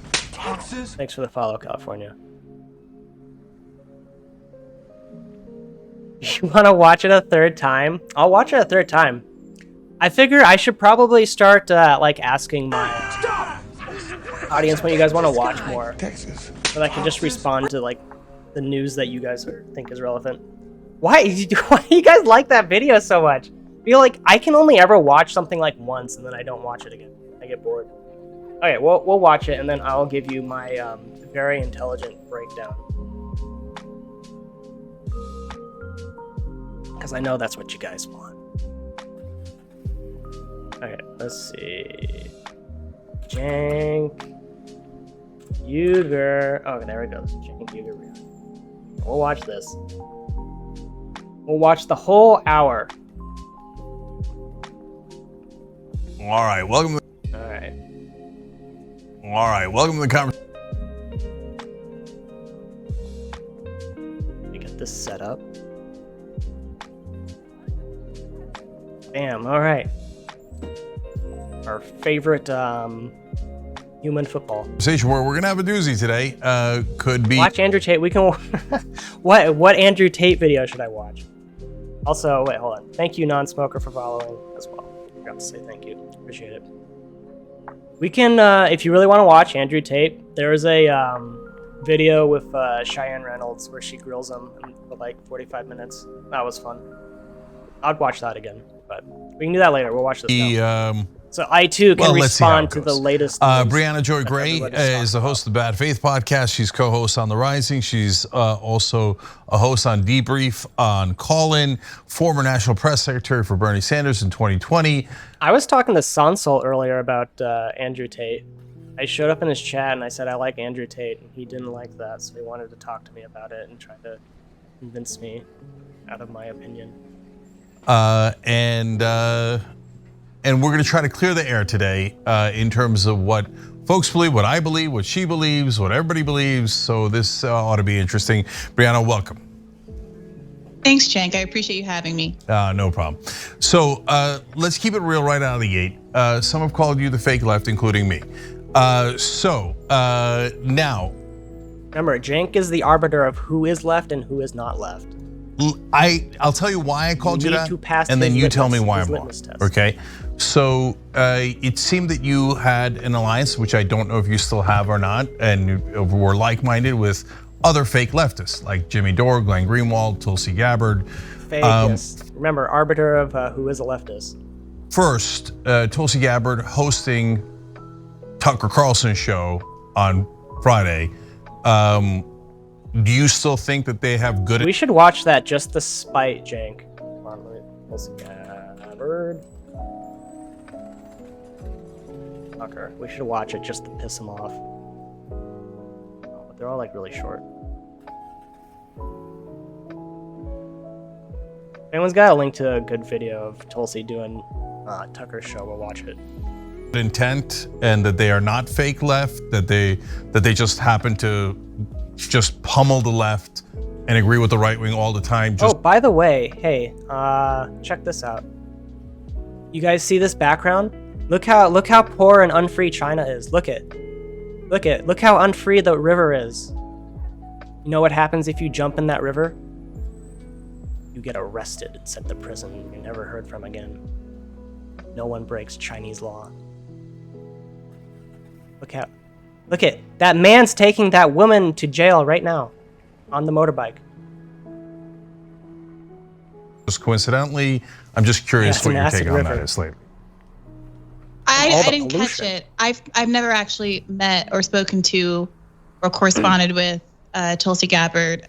I don't really have a relationship with her. Like a lot of people on the left, I really appreciated her standing up for Bernie in 2016. But honestly, haven't really followed her. Yeah, Tulsi's got more balls than most Democrats. Much since. So, I think part of my frustration is the characterization of me having an alliance with people that I barely think about, much less, have a relationship with. I do have a relationship with Glenn. Sam is a ghost. What are you talking about, California fools? Correct your typing so I can understand what the hell you're saying. And he was my boss at The Intercept. He's been supportive of me throughout my career. I think he's obviously very bright and thoughtful. And when we agree. And I find that he's one of the best advocates for whatever it is that we agree on. When we disagree, I have him on my show and we talk about it. And I have brought up some of the criticisms to him directly that people have about whether or not he pushes back sufficiently hard. But he goes on Tucker Carlson and other similar shows.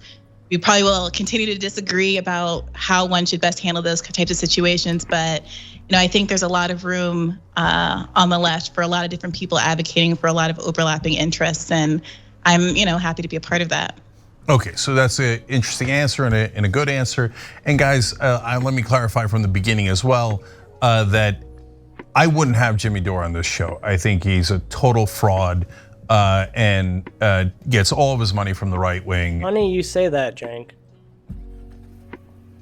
Funny you say and that. is one of the worst people in media. Because you're definitely not the fraud, right? Brianna is on the show because we're gonna actually have a real conversation where we figure out what our opinions are instead of yelling at each other through other people, etc. online. So obviously I think that you might have good faith. And I'm also being honest and saying might. Okay, so let's actually talk. And I've read some of your pieces, Brianna, that I totally agreed with. So let's get into what you think. I might come back to the Jimmys of the world, but I might not. But also, when this is done, I'm gonna convince you all that Atlantis is in the eye of the Sahara. Hear you, and that's already an important clarification that you don't view it as a quote unquote alliance, whatever that means. Okay. Yeah, what do you mean by that, Jank? I think Jimmy is an obvious right winger now. He does these idiotic, videos about. Hold on. Let me explain. On the right, like you asked the you're doing question something and wrong about how the vaccine. He's skeptical of it because he's making money off that. Earlier he was doing pro-vaccine videos. I wasn't asking about Jimmy. I was. It's all jealousy. It's all jealousy. Jimmy's making money and I'm not making money, so he's a bad guy, and all his fans are dirty right wingers. You know what right wingers are to Jank? Right wingers are to Jank are what Jews are to Hitler. That's how he sees them. The question was about what you mean. What do you mean about me? Since we're here. I mean, I really do think you probably should that's have what I Jimmy was on the show getting and to. talk to him about Jimmy. But what do you mean when you characterize me and Jimmy or me and whomever as having a quote unquote alliance? Because in the days where he was doing force to vote and all that nonsense, and then we had a blow up with him over things that happened here, and I saw you and Katie Halper. And force the vote is nonsense. No, what you do is you force the vote, and then if it doesn't work, you do it again, and then if it doesn't work, you do it again and again and again and again, until people start to realize that you're gonna fucking burn it all down unless you get what you're demanding. And Glenn Greenwald and all those folks That's how politics works. Constantly supporting Jimmy. And I thought, well, that's mental. You don't get anything anymore. So that's what I meant by it. But you were saying you're not necessarily allied with him. Well, Jake, I was going to take that at face value. Well, I firmly believe in force the vote, and I support force the vote, as did Cornel West and Chris Hedges and Crystal Ball and Kyle Kalinske and a whole lot of people on the left, a lot of members of DSA and the chapter that I used to belong to, a lot of people across the left spectrum really understood that it's really important to force the vote on various issues, to expose folks who only performatively believe in various things. And I've seen you yourself talk since then about how important it is to get people to to go ahead and vote for various issues that they, as Democrats, often. No, what you do is you keep waiting till you have the political capital to make sure it happens. And espouse, but at the end of the day, hide behind whether that's parliamentarian or other kind of procedural factors to disguise the extent to which that they actually don't. We just need more progressives, guys. We just need to vote harder, and then we can give you the things that you're supposed to already have. Want to follow through on some of these policies because their donor base won't allow them to. So I did and continue to believe and enforce the vote. It was frustrating to me that we weren't able to have a conversation at the time, because it seemed like a lot of the pushback against force the vote had to do with a mistaken belief that Kevin McCarthy could be Speaker of the House, which of course was wrong and debunked and was promulgated by a lot of folks, and it could have been easily cleared up with without a lot of the animus that ended up coming out of that moment. And I really appreciate that Sam Seder was willing to come on Bad Faith Podcast and have a prolonged, civilized conversation about it that I think ultimately had the potential to move us all forward instead of dividing the left community. Okay, look, I didn't do a good job of starting this conversation off on the right foot, which I wanted to, but now that we're off on the wrong foot, something you just said really got under my skin, and it's something that you've mischaracterized before. You said since then about force the vote, as if I've changed my mind. I've been challenging the Democratic establishment for 20 straight years here. So the idea that like these Johnny-come-latelys come in and go, I've been oh my challenging God, them for 20 years. That's why I take their money. It is an amazing idea. What if we challenge the Democrats to have a vote? That's the oldest thing in the book, and then you guys like pretend like you came up with it. And then there's all this talk about like change politics at TYT that's mental, not supported by one shred of evidence. And you did that on your show with Jordan Chariton. What do you mean change politics? Change politics how? What are you talking about? And with all due respect, I'm really confused. I certainly didn't mean to take any credit away from the work that you've been doing in the left community for a very long time. So many people who listen to my show talk about how they were onboarded to the left because of watching shows like TYT, which at the time were, really unique in the BreadTube space, really defined what it means to be a leftist on YouTube. So I don't think this should be a conversation about who gets credit for what. For me personally, I didn't care who came up with Force the Vote. I actually heard of. Dude, I've been wanting to get like a copy of Journey to the West and just read it. It's because it sounds like very essential reading. And it sounds like a good story anyways. The idea first from watching Sam Seder's show. And he mentioned that there was an idea that he thought was a good idea that came from Jimmy Dore.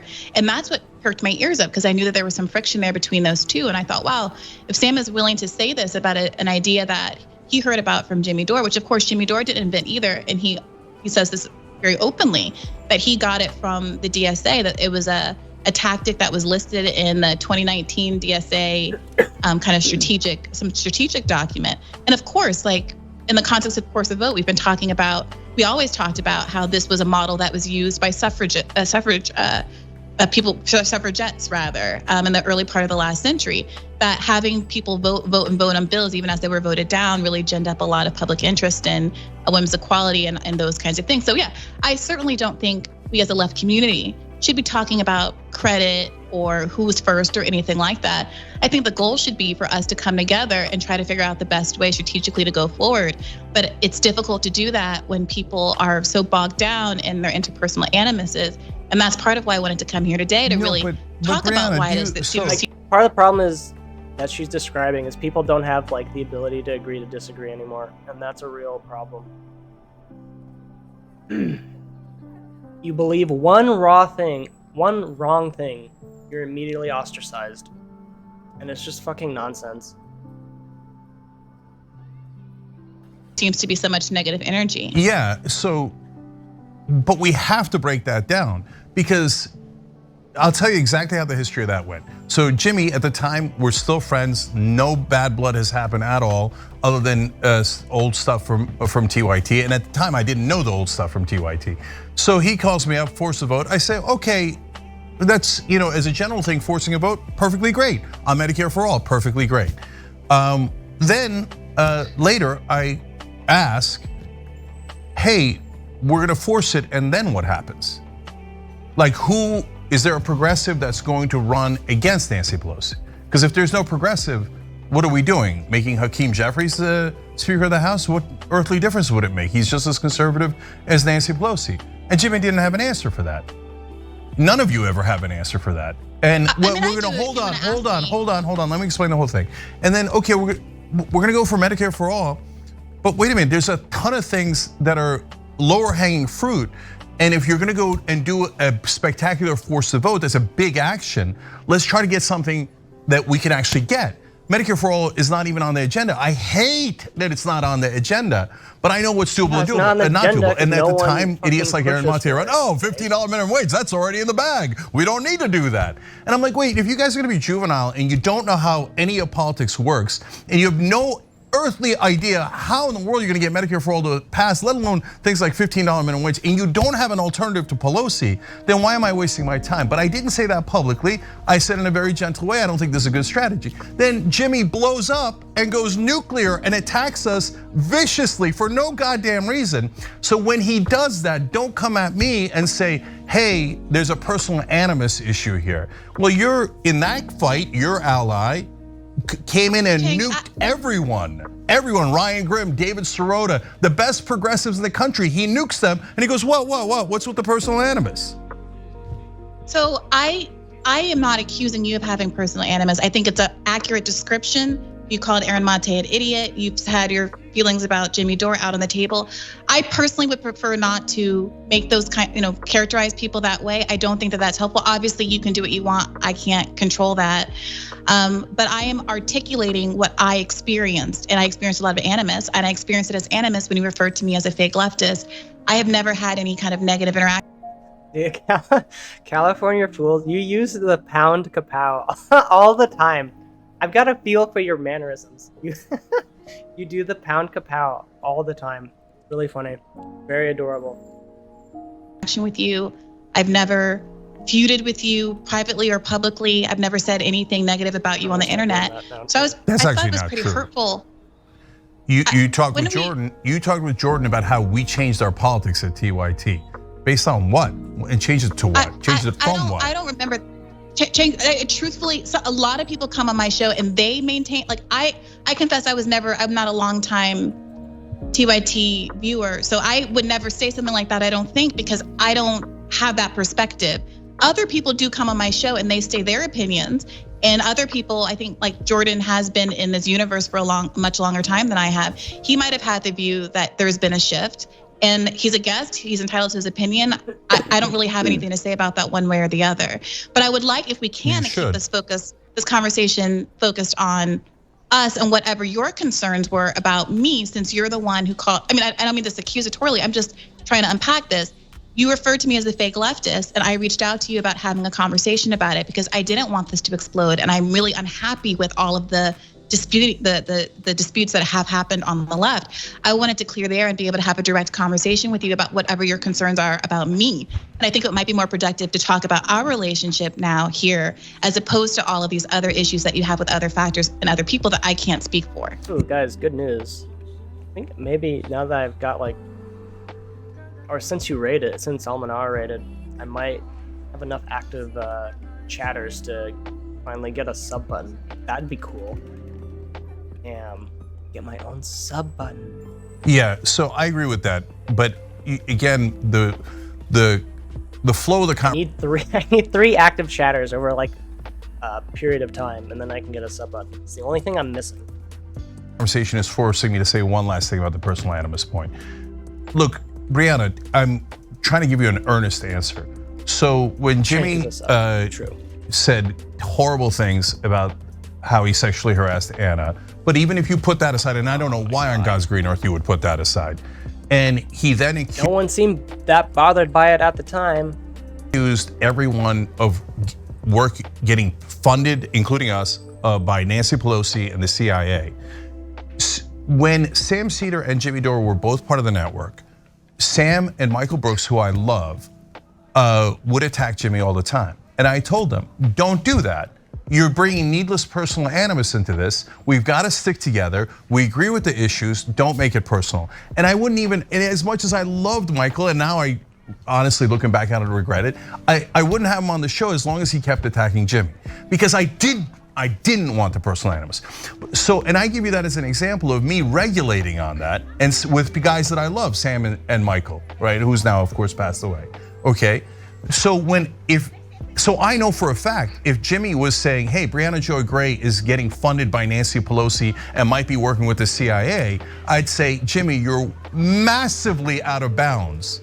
And I'm not gonna work with you, and I'm not gonna be your ally in any goddamn thing as long as you keep saying these insane, lunatic things. So that is what led me to believe that you were aligned with fake leftists. So I'm answering the question you were asking. Just to be just really clear, because I didn't insert myself into an argument that you and Jimmy were having. You kept backing him. He has this obsession with being the one who decides who's a leftist and who's not.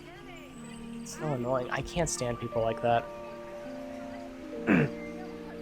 They think they can decide who everyone is and isn't. Over and over again. Wait, I'm sorry. Wait a minute. I keep backing Force the Vote. I believe in Force the Vote, and I'm going to continue to back that kind of adversarial politics until the day I die, whether Jimmy supports it, whether someone else supports it that you might not like, whether someone I disrespect deeply like Cornel West supports it, and Chris Hedges supports it, and Crystal Ball supports it. All of these people were supporting this idea. And what was frustrating to me was how unable people were to engage with it on its substance, in part because they were so caught up in the ad hominems with Jimmy. So again, I can't speak to any of the stuff that you just talked about. I don't know who's funded by who. That's none of my business. I choose to judge people about the content of their opinions on the policies that I care about. So with respect to Force the Vote, I was frustrated with some of the backlash against David Sirota. I was also frustrated with David Sirota coming out of the gate a little timid on the issue, but I reached out to David Sirota. I talked to David Sirota on my show and his, and we worked it through, and I addressed all of the concerns he had about Force the Vote. And he ended up being one of the best advocates for Force the Vote and engaging, because we engaged and we were able to add to the idea and say, you know what? The part about the Medicare for All is a largely performative vote to get the issue discussed in the context of this pandemic. But what concrete asks could we make?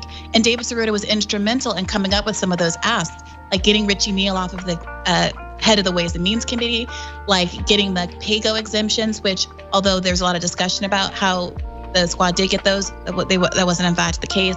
And he enriched the idea because he was able to participate in the conversation. And I'm so grateful to him for that. And Ryan Grimm and I, despite having a lot of disagreement over this issue, were able to have a private conversation where we worked through our differences. He came on my show in bad faith. He was able to acknowledge some missteps that he had made about not pushing back in an interview that he had with Pramila Jayapal when she gave us an excuse for not doing Force the Vote. And remember, he's the only one who got an actual an interview with a squad member about this. And when he asked her why she didn't support Force the Vote, she said because Kevin McCarthy could be Speaker of the House. Ryan Grimm knew that wasn't the case. He didn't push back at the time. He said he regrets doing that. Hey, you guys know what I think I'm going to do in the future? In future streams, I'm going to focus less on having like a list of videos. And we're just going to go around to small politics and just chatting streamers. And see if we can't just make friends and talk to new people. Because there's so many like small streamers that are just kind of sitting around with no one to talk to and like nothing to do. So if we show up and just start talking to them, we can produce our own original content. It's genius. That's what we'll do. We'll just pick their brains, figure out what they think about things and why. It'll be fun. We were able to make our apologies and move forward with our relationship, and I value Ryan. Oh, dude. California Fools. Did my throat fucking hurt? Holy shit. I couldn't fall asleep at all. It's fine. It's fine now. I just gotta have some like phlegm in my throat. That's just making me cough every now and then. So I have to clear my throat. But I could not fall asleep. It was so bad. There were a couple times where I would just like wake up coughing. And me waking up coughing was just like made me nauseous to the point where I almost threw up. Can't debate them until they submit. That's what we'll do. No, I'm more about having friendly debates and making friends than I am telling people they're wrong. Really have a lump in your throat? Now, if it starts to hurt, don't sit there on it and not do anything about it. But yeah, my throat hurt like a bitch for like 4 nights. And deeply, again, as my former boss and someone from whom I've learned an enormous amount on the left. It hurt so bad, coughing made me nauseous a few times. Ugh. And it's like, part of the problem is it hurts and you're constantly like swallowing like every other breath. And then it hurts every time you swallow. It's such a pain in the ass. So I hope that a lot of people... That's right, we're the good guys. So when we go around debating people, we do it in good faith, and we try to make friends, and we try to understand where people are coming from. That's what we're gonna do. And you guys are gonna be the backup, got it? You will be the backup, and I will be the point man. Including you and I, potentially maybe someday, I don't know, none of my business, you and Jimmy, people like Aaron, I think they all add to the left and are very valuable. No, they do and we not shouldn't add be, to the left. When don't. I'm sorry, Jane, but when there's so many big... He talks with so much like unearned confidence. Like he thinks he's the like arbiter of everything. It's so annoying. They do not add to the left. They only add to the left if I say they add to the left. God, he's so annoying. Such an arrogant prick. Big dragons out there to slay, to spend all of this energy and have all of this anger worked up against people who care about Medicare for all, who care about a $15 minimum wage. No, they don't. Brianna, think this is my point to you. This is what I'm trying to get across, okay? So now those forces are spent. You know what? Republicans are more likely to be confident and dumb. Liberals are more likely to be neurotic and cowardly.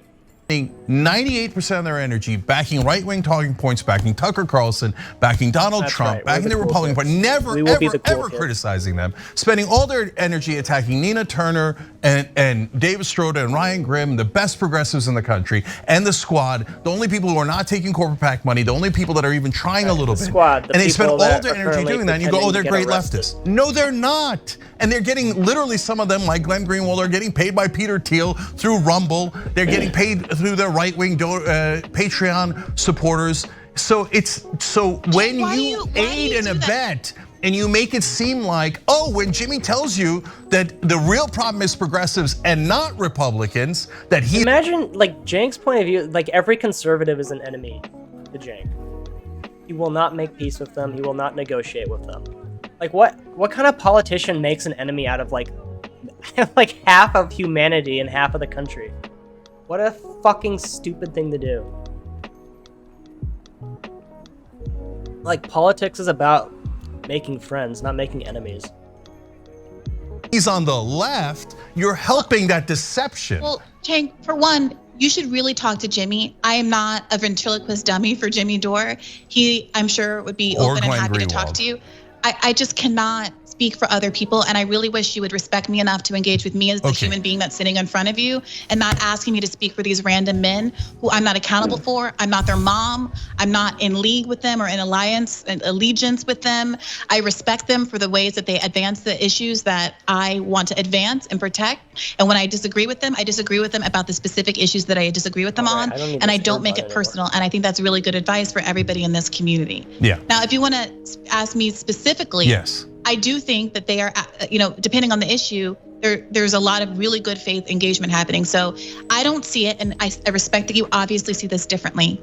I don't see critiquing the few people that we have that are in positions of power to actually advocate for us as attacking them or trying to bring them down.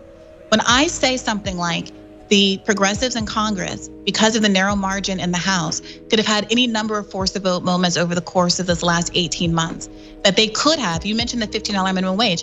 During force the vote, when AOC said to Justin Jackson that she was going to reserve her political capital for a $15 minimum wage, part of why I didn't have quite the same reaction as Jimmy. I was very frustrated, don't get me wrong, but I wasn't quite willing at that point to kind of go all in on the fraud squad characterization.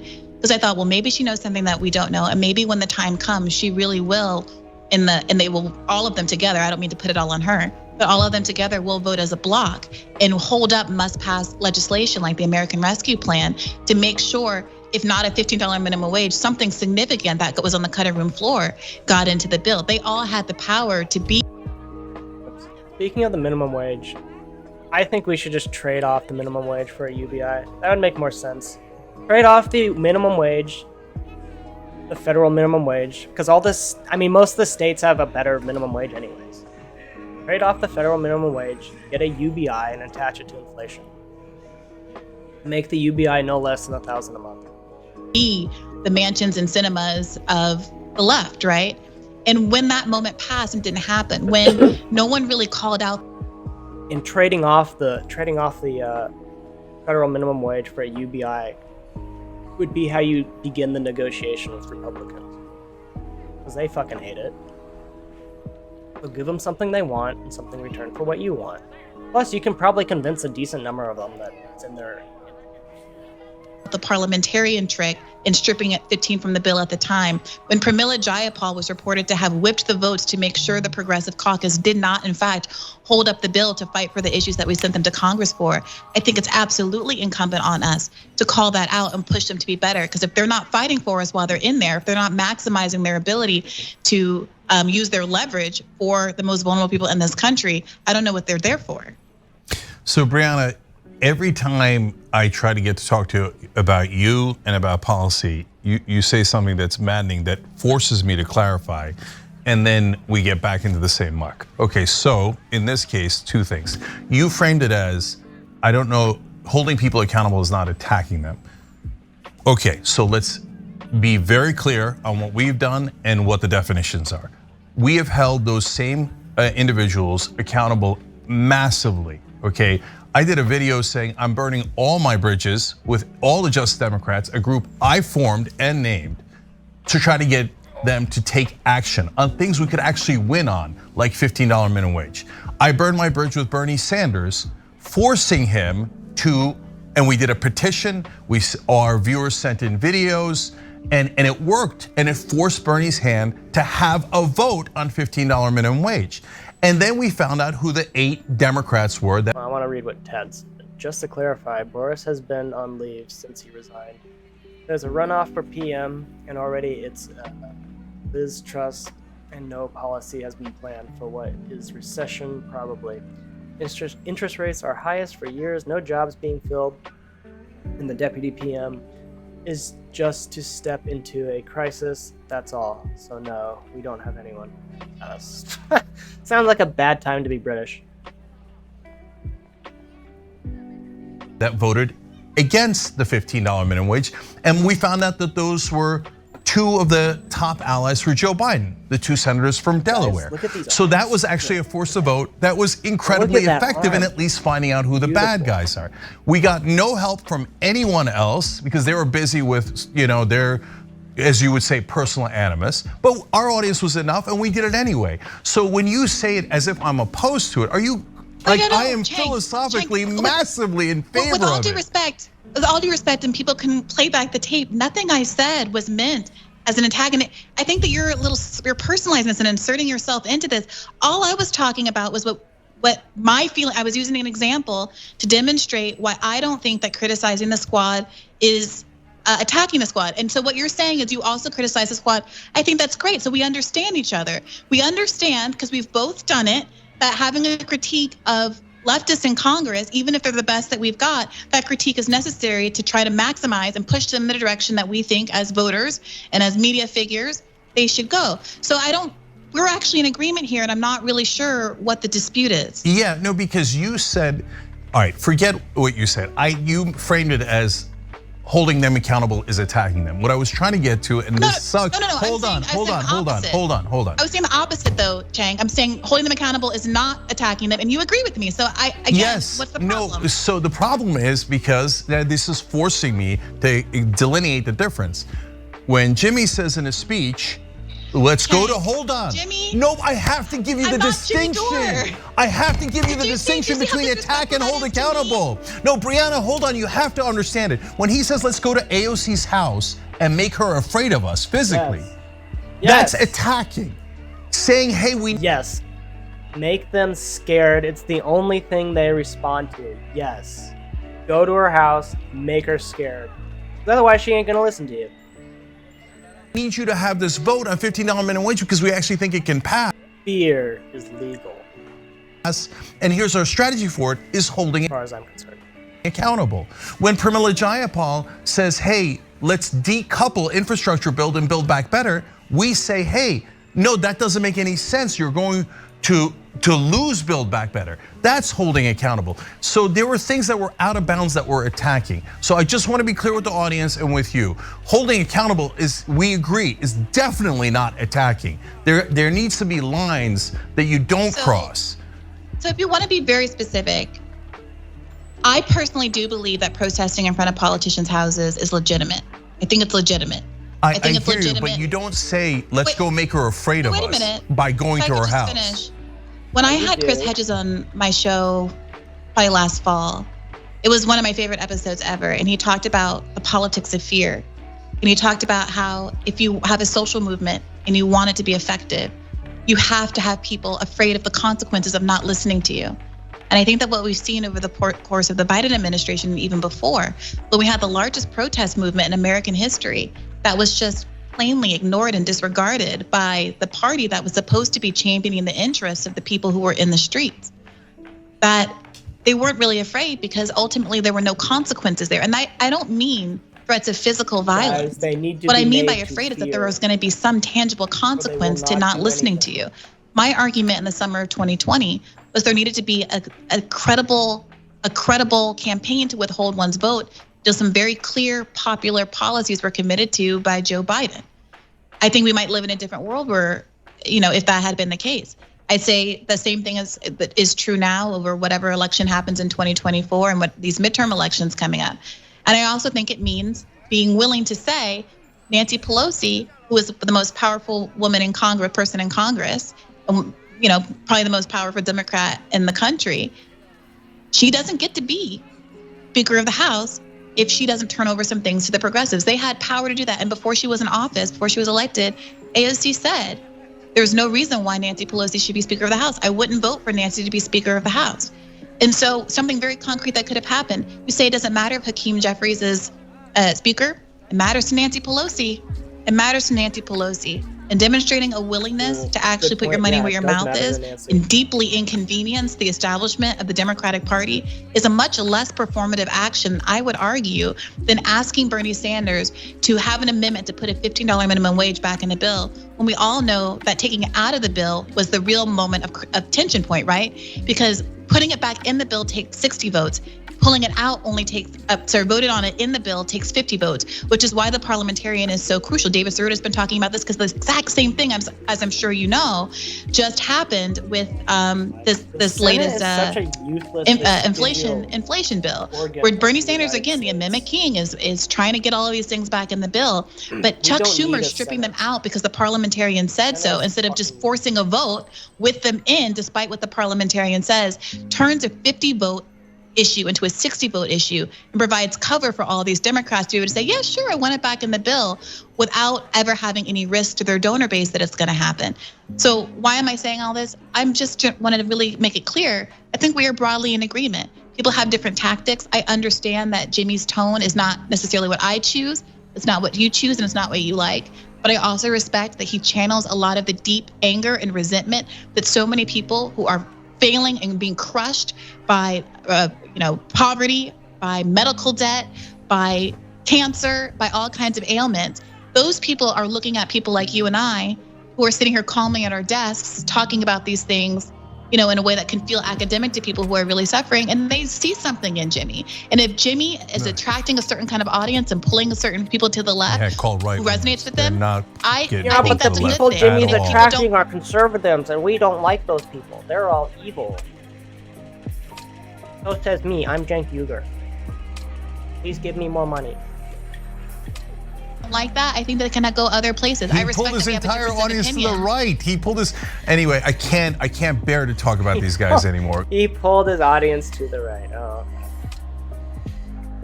that's what happened. Sure. Glenn Greenwald kissing Tucker Carlson and Alex Jones' ass is not pulling anyone to the left. You should talk to him.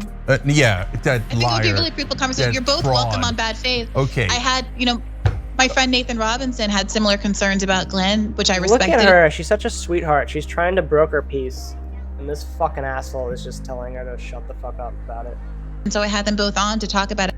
Bree, I think you're. I paused it at a bad point. On Bad Faith. Bree, you're such a good girl.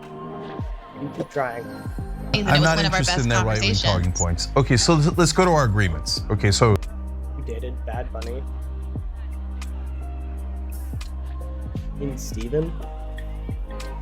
Destiny. That guy. He got yeeted from Twitch like a year ago. let's be clear. So let's try to go through as many agreements as He's a leper now, and we can't talk about him. Otherwise, we'll get in trouble. Well, we can't watch his videos. It'd be cool if we could. We can as quickly as we can. So, for example, you said, hey, the key moment is when Schumer takes it out of the bill. Totally agree. That's why we tried to put the $15 minimum wage pressure on before. And as I told all of our allies in Congress, they're lying. Democratic leadership is a bunch of liars. And when they tell you they're gonna do $15 minimum wage, I guarantee you it's a lie. And they didn't believe me. And so I tried to get them to take action before Schumer took it out of the bill. I don't know, they seemed like they spent a lot of time together briefly. I think to a lot of people it looked like dating. I don't really care. But we didn't succeed, and they didn't believe it. So let's first, obvious question. It looks like you and I agree completely. Democratic leadership totally full of crap, 100% conservative, totally in service of their donors, and you should never trust them. And progressives should have their heads examined if they do. Do we agree with that? Great advice, Jake. Thanks. I'm gonna change the title of this. Leave my headbuds alone.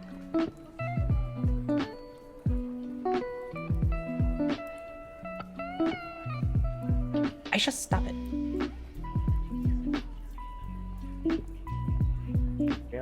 Right.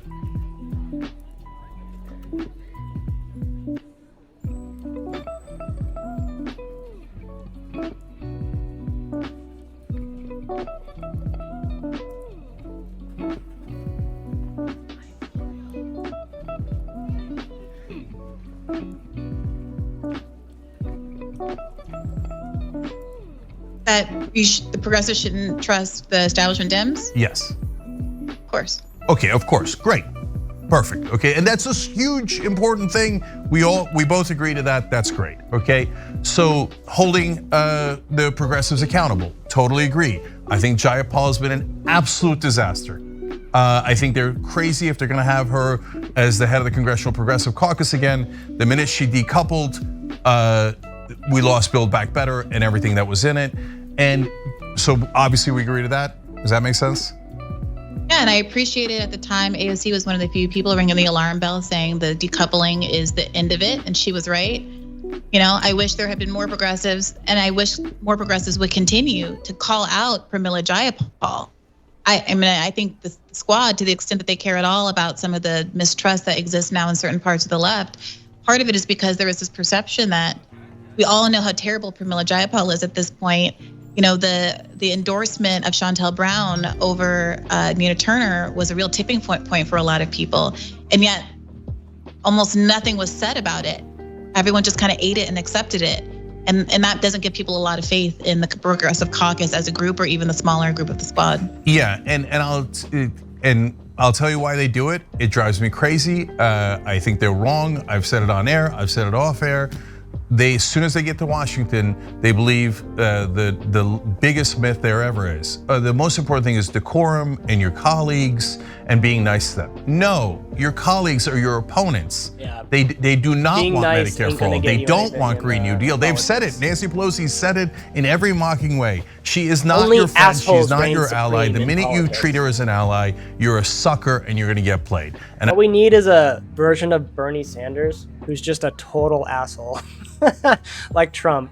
We just need a Trump version of Bernie Sanders who believes all sorts of progressive things and tells the Democrats and Republicans to go fuck off. He needs to be untamable. That's what happened with Jayapal. And by the way, TYT put pressure on the squad. And look at that, the 6 Justice Democrats were the only ones who voted in the right way to say it should not be decoupled. And credit where credit is due on that, as you just said. So, okay, good, we're in agreement on that. Dude, I swear, if you just had some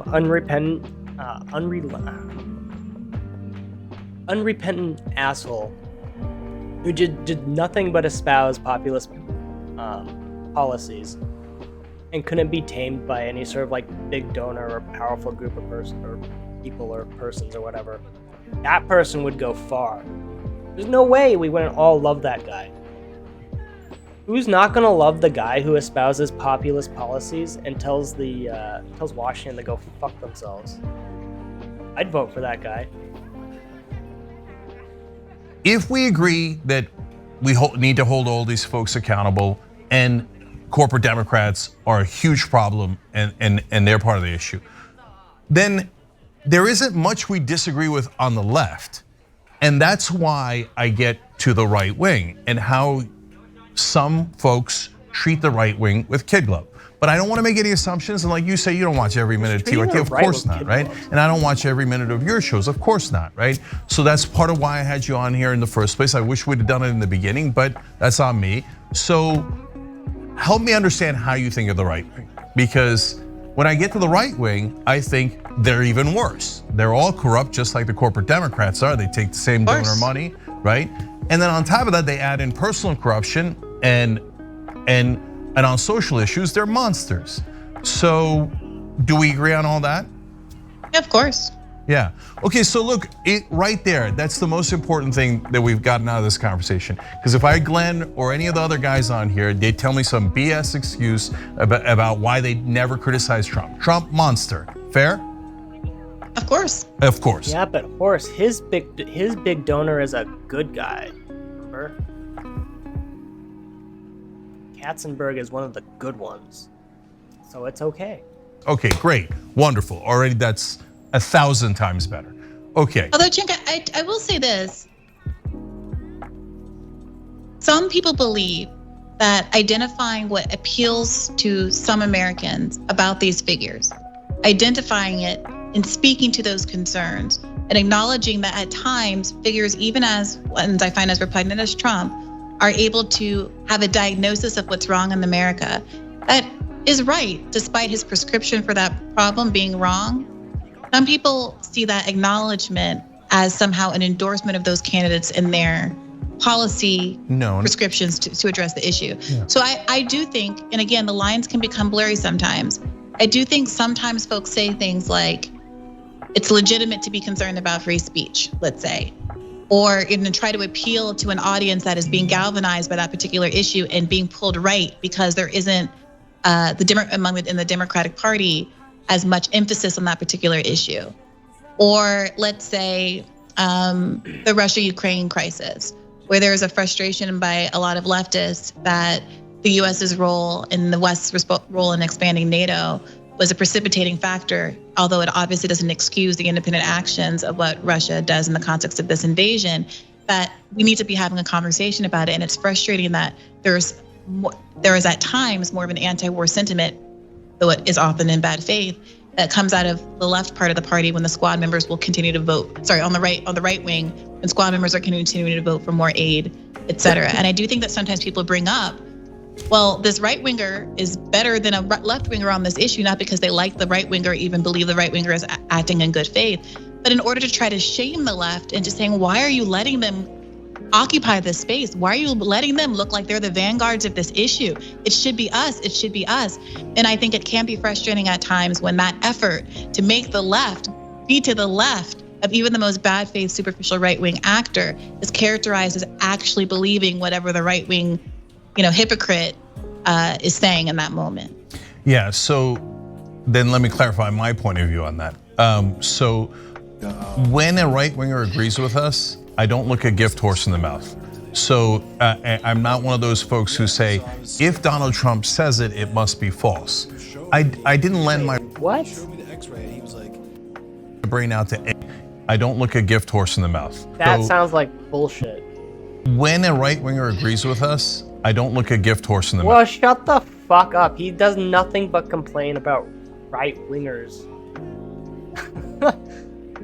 liking Jimmy.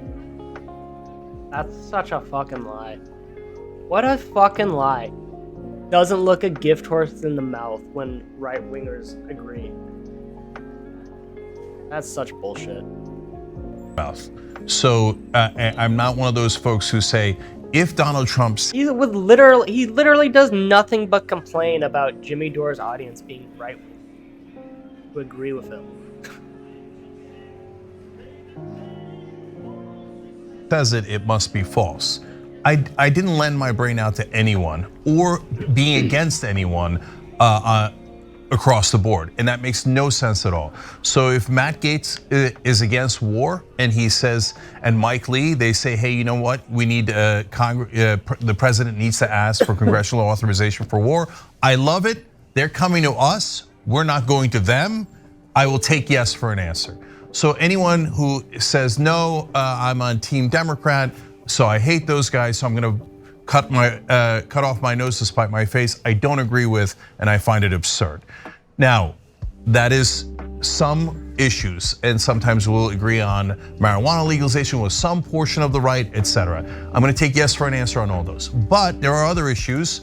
There's actually 3 buckets. There's the bucket in the middle where we don't agree. I don't agree with some people saying they're on the left, right? So Ukraine, for example. Clearly. Questioning the amount of funding that's going to Ukraine totally makes sense. I believe Ukraine is in the right, but hey, whenever we ask for anything at home, we never get it. But as soon as defense contractors are gonna make money off of it, we're spending billions, and that isn't necessarily even going to Ukraine. So I find that legitimate. But then when you get the gray zones, and I hate to say it, the Jimmys saying, oh, the Ukrainians are terrorists for fighting back against the Russians. How dare they kill the Russian soldiers? They're not terrorists for fighting back. They're terrorists because they killed innocent people for no fucking reason other than that they hated them. That's why. Jimmy did a video about how the Ukrainian civilians were terrorists for firebombing the tanks that were coming to blow up their house. I think I maybe don't watch as much Jimmy Dore as you might, but I do listen to Aaron Mate and Katie Halper's show. I do hear him in that context. I do see clips from Gray Zone people and things like that. I had Max Blumenthal on the show, and my understanding is that there are these specific instances in which there's not reporting on the West about various skirmishes, about the presence, even if you think it's too minor to talk about, but the presence of Nazi and right-wing groups in the context that's what I'm talking about, Brianna. You're validating insane right-wing talking points. So but wait a minute, Jay. There's Nazis in America. There's Nazis in Idaho. Should we attack Idaho? So, no, that's a the Nazis in Idaho aren't running the government, you fucking buffoon. Oh my god. Nazis in Idaho aren't shelling civilian towns in eastern Ukraine. Vladimir Putin talking point as a justification for attacking them. But for Tanky, I mean, there's a credibility issue here because if you mischaracterize other people's arguments, I think there's a legitimate reason to have a credibility issue. I've never seen Gray Zone not agree with Vladimir Putin. They are total and utter puppets for him. They're disgusting. They're puppets. There it is. Putin's the bad guy, Washington's the good guy, and Washington's definitely not lying. I mean, they lied about everything else, but this conflict in Ukraine, they're definitely not lying about that one. Liars. If you believe Gray Zone on any of those issues, you're out of your mind. Okay, so with all due respect, that's not constructive. And if you could, it's not constructive to agree with Vladimir Putin and right-wing hatchet men. That's what's not constructive, Brianna. That's why I get frustrated. Cenk, you just finished saying that just because somebody is a bad person, if they're right about Cenk's masculinity is challenged by someone like Putin. Something, I'm not going to disagree with it on principle. That's what you just finished saying about taking yes for an answer with some of these conservative right-wing extremists in the United States. I also think it can be true that Putin is a bad faith actor, that he invaded another country, that he's violated international law, all of those things. And also some of the reporting from organizations that apparently you don't have a lot of respect for, but which I do. People like Aaron Mate have been very clarifying in a lot of the international, politics and the history that precipitated these moments. That doesn't Aaron Mate know that Putin is a very bad man? He's bad. He's so bad. We need to do something. Regime change in Russia. We need regime change in Russia. Putin's a very bad man. helped me to have a much clearer understanding of what's going on in the region. Now, do I agree with every single thing that some people in that kind of political cohort says? No. I also talk to people like my brother, who's an international relations expert, and he has a very different view of things. I consume all of this. I respect all of these people. I listen to them and I try to come to my own opinion. But what I don't do is try to do ad hominem attacks against people or impede bad faith Brianna, you're people. not getting it. Now you see that's deceptive, okay? So we did long stories about how Don't you know Putin's a bad man? Washington said so. Aaron Mate and Gray Zone lied about the chemical attacks in Syria. So when you lie and you do it on purpose and you do it on behalf of an imperial government, yes, it's not our own, but it's someone else with imperial ambitions who invades other countries and brutally kills their citizens. And you say, well, hey, at least it's not Americans doing imperialism and murdering these people. And I'm gonna pretend that the victims are actually the people who did it. You are aiding and abetting Russian propaganda. I'm not gonna stand for it. I think you should talk to Aaron about this. I know you won't, but I think you should. But I'm not gonna sit here. You know, Aaron wrote an acclaimed, award-winning piece about the OPCW report. It's if you have my OBS says I have one clip. One of you took a clip. Which one of you was it? One of you. I know it's one of you out there. You, Nikki? Was it you, Les Bones? You, Schlotsky? Was it you, Marinara Man? Which one of you took a clip? I'm gonna find that. We'll figure this out. It says there's one clip. I want to know where it is. I want to see it. Substantive disagreement with his findings. You can have that substantive disagreement with him, but I really think it would be productive if so much of the time you spend here, Cenk, is you calling people names and having these kind of high-level ad hominem criticisms of them without engaging in the substance of what they've actually said. All right, let's talk about how you help the right way. Disagree with people. No, because Brianna, what you're doing is every time I say, hey, wait a minute. Like, she's trying to explain how it's okay to disagree, but Cenk doesn't agree. That helps a right-wing talking point. This is like exactly the problem, is no one can agree to disagree anymore. Like, no one can set aside differences to like accomplish something that benefits all of us. That helps a bad guy like Trump, etc., or Putin in this case. You go, hey, you're here it is. I found it. I was on the wrong one. I was on clips I've created versus clips of my channel. Tadpole made a clip. I'll watch this later.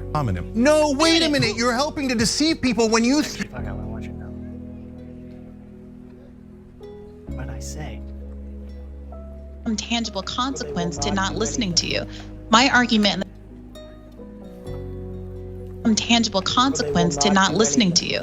My argument in the summer of 2020 was there needed to be a credible campaign to withhold one's vote until some very clear popular policies were committed to by Joe Biden. I think we might live in a different world where, if that had been the case. I'd say the same thing is true now over whatever election happens in 2024 and what these midterm elections coming up.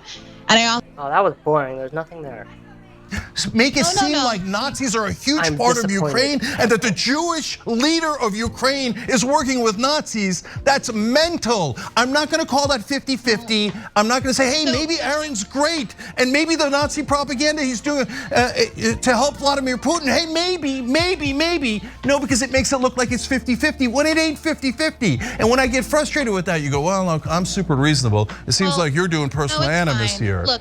What you just did to me, what you've done to all of them, which is to completely mischaracterize what I just said. When I said the thing about the Azov Battalion, I intentionally, and people can go and rewind and listen to my words because I just said them.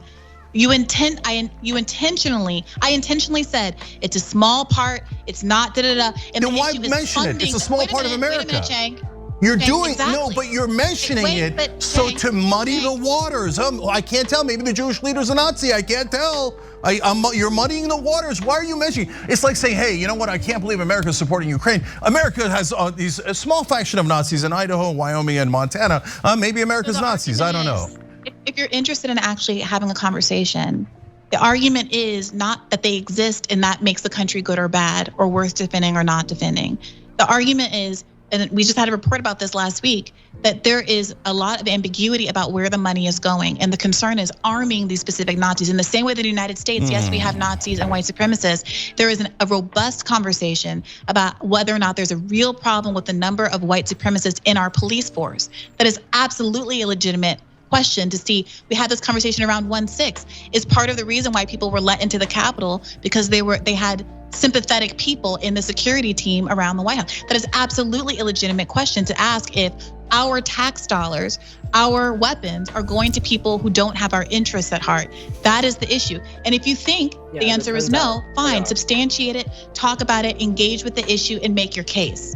That's all Brianna, I'm saying. I don't This is know not if my you're- area of expertise. I don't know. I'm literally not even espousing a point of view. Okay. But I think the left is stronger when we're able to talk about these things instead of just assuming that people are secretly rooting for Vladimir Putin because they have a historical perspective or a perspective of what's going on the their ground. reporting is that's different than what wrong. you Their have. reporting is lies. Okay, and then you make it 50-50. But Brianna, I don't know if you're doing it on purpose or not, but you did, what you just did there was a sleight of hand in that conversation. You started talking about how, oh, well, there's small faction Nazis, but I don't know, does the money go into Nazis? Maybe we don't send money to Ukraine. I'm worried about defense contractors just taking that money, and I'm worried. That's why I'm worried about the spending of the money. It's corporate pork, etc. Right? But you all maybe it's going to Nazis makes it seem like, hey, that's a 50-50 process. And then you hold on. Then you said, well, hey, I'm concerned about cops and being far right and Nazis here in America in January 6th, as if I'm like, I'm not concerned about that. I'm also concerned about that. I don't know why you. Why did you bring that into a conversation about our disagreement? You are seriously so opposition. All right, I'm gonna speed this up because I'm getting hungry and I want to raid Real Mighty Joe before it's off. Every time I say something I believe, you interpret it as me saying you don't believe that. It's so weird. If I say my makeup brush is black, you're like, well, I also have a makeup brush. Dude, like, I'm not arguing with you. I'm trying so hard not to argue with you. Please stop trying to perceive every word out of my mouth as somehow a criticism of you or trying to undermine you. I'm sincerely trying to be here in the spirit of reparation. And it's okay. I don't necessarily feel from you right now that you have a desire to repair. It seems a little bit like point scoring, and that's, I don't know. It makes me a little sad. I don't see why there has to be this. Look, all right, Brianna, let's go to something you did recently as an example, okay? And so you talk, and I think it's a good example. So you talked about how when Marjorie Taylor Greene says defund the FBI, hey, maybe that's not such a bad point, okay? So now that's a good place where, again, subtlety and nuance are gonna be really, really important, okay? So if I saw your segment where you were talking about, hey, look, the FBI has this terrible history of oppressing the powerless in favor of the powerful. That's totally true. We totally agree, okay? And if you're getting agreement from the right wing, now this is important, but in an earnest way, about police reform, law enforcement reform, what did we talk about? What did I say earlier? Take yes for an answer, right? So far, okay, that's good, agreed, right? But then I think it's incumbent to clarify, but the right wing doesn't actually mean it. It's not like you're gonna get Marjorie Taylor. Hold on, let me finish and then. They say they mean it, but they don't actually mean it. Because he knows what they actually mean and what they don't mean. You respond. It's not like you're going to get Marjorie Taylor Greene to go, oh my God, you're so right. We should do police reform. These cops are being so abusive towards African Americans. No, what she's trying to say is if we get in charge, we're not going to let them hold us accountable. We're going to destroy rule of law by getting rid of anyone at the FBI who doesn't agree with us politically. Don't you see that? So if you watch my clip, the first sentence and also the last paragraph is all about exactly that. So yeah, I agree. Okay, great. But then, I'm going to show a tweet of Marjorie Taylor Greene agreeing with you, and then I want to get your reaction to it. So I'm not doing this without you. We didn't do it on the show and go haha or anything like that. And in fact, I'm genuinely curious what your reaction to it. So let's look at that. So here, in response to you saying Marjorie Taylor Greene is right about the FBI, she says our government has become an institution that protects and serves elites while the people suffer under the American left ruling class. We must defund the FBI, dismantle the Department of Justice, and gut the agencies of political biases and persecutions. I believe in the people. So what I see there, and I'm curious what you see, is her pretending that the right wing is populist and that they're doing this on behalf of the American people.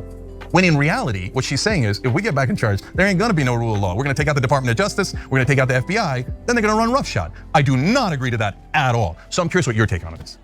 I think it's pretty funny since like thousands of leftists, she also seems to have not watched the video because I doubt that she would retweet a video where she was called a broken clock who's only right twice a day and a bad faith actor. So I am a co-host at Rising, and Rising's audience is a much more conservative audience than what you have here at TYT or what I have at Bad Faith. And when you're speaking to people who are not there for you, Robbie's been on the show much longer than I have, and the audience is largely there for him. They're very libertarian in their bent. They are anti-establishment. They're frustrated with corporate parties, but they've definitely leaned right, especially on cultural issues. I find that I'm able to get more engagement with the video and more engagement with my points that I think are substantive. I spent most of my video talking about communism. Now the FBI has been an enemy of the left. To meet them where they are and say, look, the left is as concerned, nay, more concerned about the issue than the right. And here's the real people who are advocating for this, and not in a self-interested way. And the point I make at the end of the video is, I don't believe Marjorie Taylor Greene is acting in good faith, but I believe you might be. And to the extent that you, the audience, is acting in good faith, here's what we should do. Come over to the left. I'm addressing conservative audiences, or kind of partyless audiences, people who are quote unquote persuadable voters. I'm not doing this for Marjorie Taylor Greene's notice or interest. I'm doing it because she is in fact obviously a bad faith actor, but you have to address the people who see her as acting in good faith. That's comms. Just because I know her and she's a bad actor, but some of the people in the audience are people who genuinely believe what she's saying. So the point is to say, okay, let me just accept on face value that you really are into this. Let me tell you what the FBI really is, and let's develop a plan on my own turf about how to address this issue. And I talked to the boys over at the Vanguard earlier today, and they raised some interesting points about how, like, well, if she's able to set the agenda, her version of getting rid of the FBI is going to be all about protecting, yes, elite power, the way that the FBI has always done, and avoiding accountability. I think that's a really legitimate point. That is why, instead of, I don't know, spending a long day attacking me on the internet, what I would love for leftists to be doing is to think critically and get our historians and our theorists together and think critically about what it would look like to either restructure or abolish the FBI, so that it really did become about accountability for elites instead of harassing leftists and other marginalized groups as it has done historically. But Brianna, do you get that when, at a moment when the FBI is finally doing something right and holding an elite, like an ex-president, accountable on his massive law-breaking, that when you say Marjorie Taylor Greene is right, that it appears to some. I understand your point that you're making about reaching out to the right-wing audience that's watching. I totally get it. And from time to time, I think that makes sense politically, okay? But again, we need nuance here. But in this time, it allows them to say, you see that? Reasonable people on the left agree with us. The FBI is political, and they're targeting Donald Trump based on politics. That it seems, I didn't say I know, and that's why I'm asking you about Marjorie Taylor Greene in that tweet. In Marjorie Taylor Greene's quote tweet, she doesn't even make that argument. But you know that that's the argument she's saying in this context. She tweeted about how to defund the FBI right after the raid. You know that that's what it's about. No, what I'm asking, Brianna, is do you see how it might be perceived as helping their talking point that the FBI is targeting Trump unfairly and for political reasons? The right is exploiting this moment for what they want, and I'm exploiting this moment for what I want. That's all I can do. I, Brianna Joy Gray, with my small platform and 60,000 YouTube subscribers, are not platforming or influencing Marjorie Taylor Greene, a sitting congresswoman's behavior. I think that that's laughable. But what I think is very irresponsible is for the left not to take advantage of the genuine interest that many people have across the political spectrum in holding the FBI accountable. Cops sometimes arrest bad guys and do the right thing. Sometimes cops stop a rape in progress and capture someone who's been drunk driving before they can hurt someone. Sometimes that happens. That doesn't mean that I'm not going to continue to advocate for overwhelming police reform, abolishment, or whatever it is, because that's the right thing to do. And we need to be coming up with structural alternatives to do the things that cops are supposed to be doing, while not covering for all of the misconduct and the structural problems with the police force just because sometimes they behave right. The public needs to be empowered to police itself. This system of cops and police precincts just doesn't fucking work. Doesn't fucking work. And I think the same thing with the FBI. It is completely cogent to say, I believe Donald Trump should be held accountable for whatever crime he might have committed. At the same time that you say the organization that's undertaking the search has a credibility issue because it spent 85% of its resources, as I talk about in my clip, 85% of its time going after people like Muhammad Ali, Elvis Presley, and Martin Luther King and Fred Hampton, and only 15% of its time going after the Ku Klux Klan. But today they're going after Donald Trump. So then that gets to the issue of genuine, whether they're genuine or not. And I think this is— Of course they're not, and I said that many times in my radar. Okay, but let's break that down. And this is a good moment. This is a good thing to, I think, end on. So look, if I sense the right wing is genuine, they're actually voting with us. So for example, they're anti-war, they're saying the president needs to get congressional authorization, and they voted that way. Great, no problem. A vote's a vote, it's as genuine as it gets, right? So I say yes to that. But if they say, hey, Jake, I care about law enforcement reform, right when Donald Trump's getting busted by law enforcement, and by the way, if we win, I'm not gonna do any of the reform you want, instead, I'm gonna make it way worse. I go, well, that's not genuine, and this is not a moment that I wanna help them with their completely disingenuous concern about law enforcement. I think that's an excellent point. You know how I would nail them on this?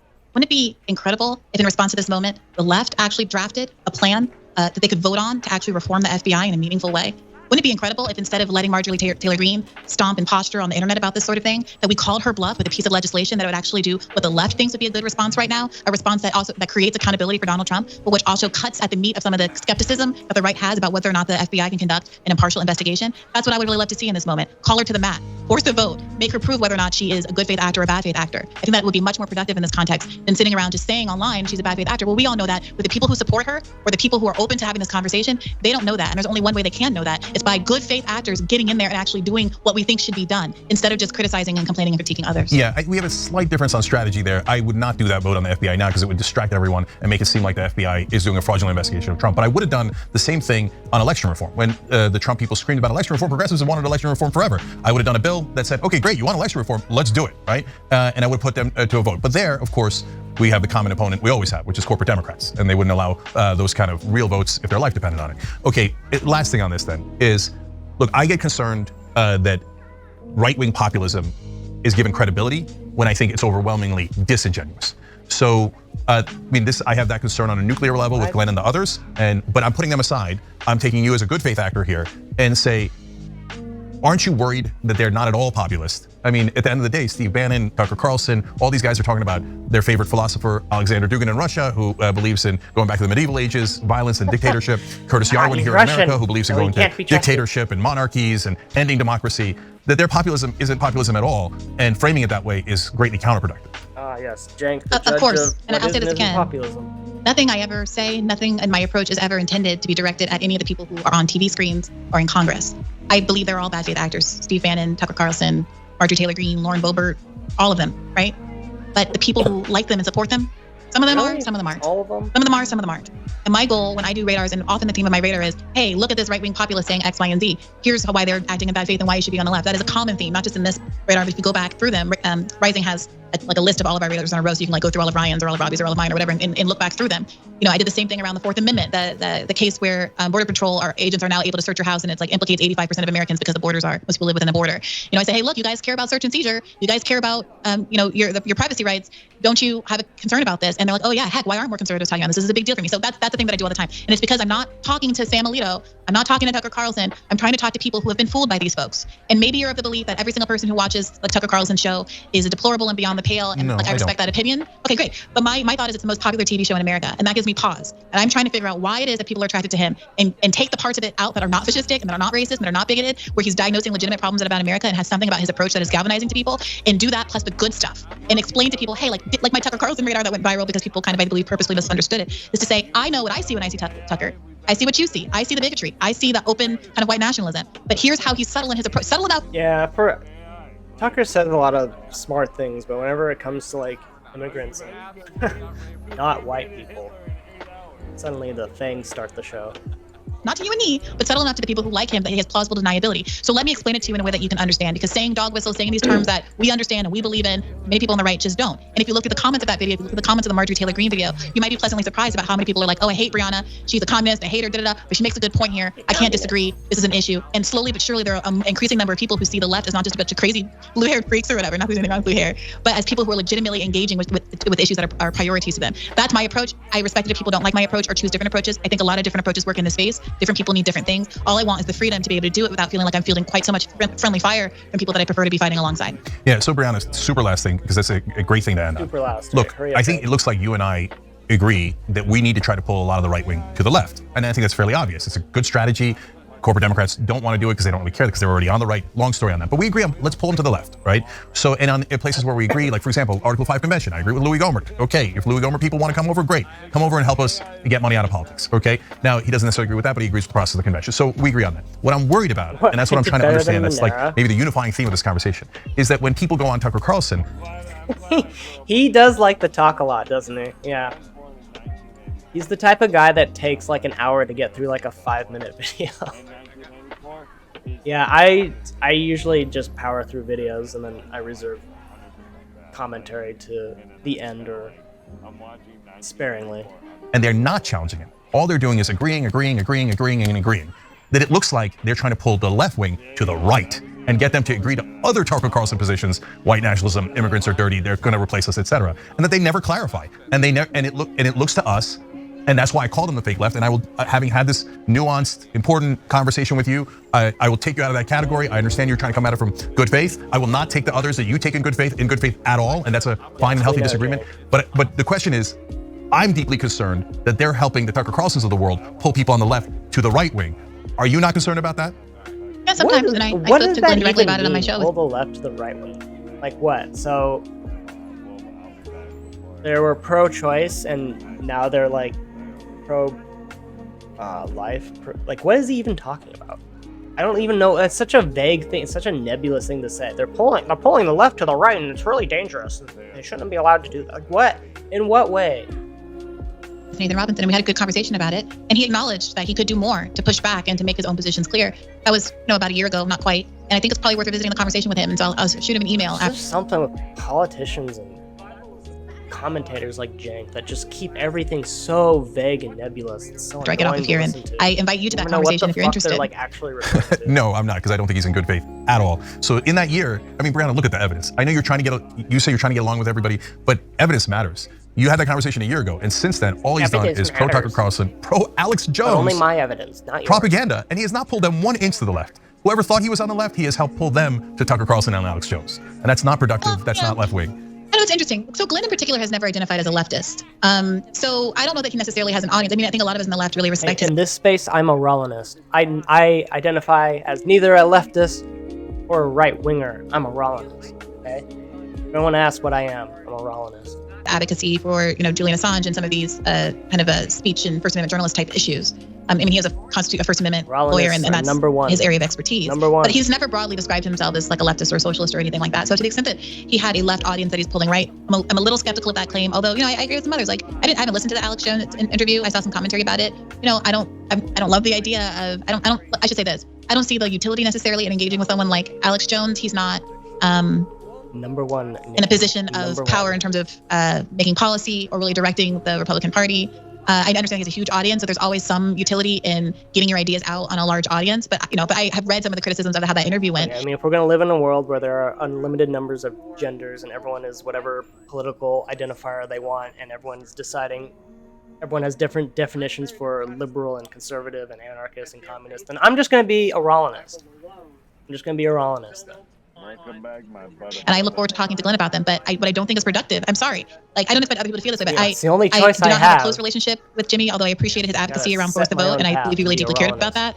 I do have a personal relationship with Glenn, so I would prefer to have my conversation with him one-on-one before I make commentary about an interview, which also I haven't even watched or listened to yet. No, that part is totally fair. But you have seen in the last year, he hasn't pulled one person to the left, and all he's done is agree with the right wing. But no, there's been some pretty good clips about issues like Julian Assange that regularly happen on Fox News now. Yeah. And what I like for a lot of the ones that I've seen to go a little bit differently and for him to push back a little bit more on Tucker Carlson, like absolutely, and I've said that to him.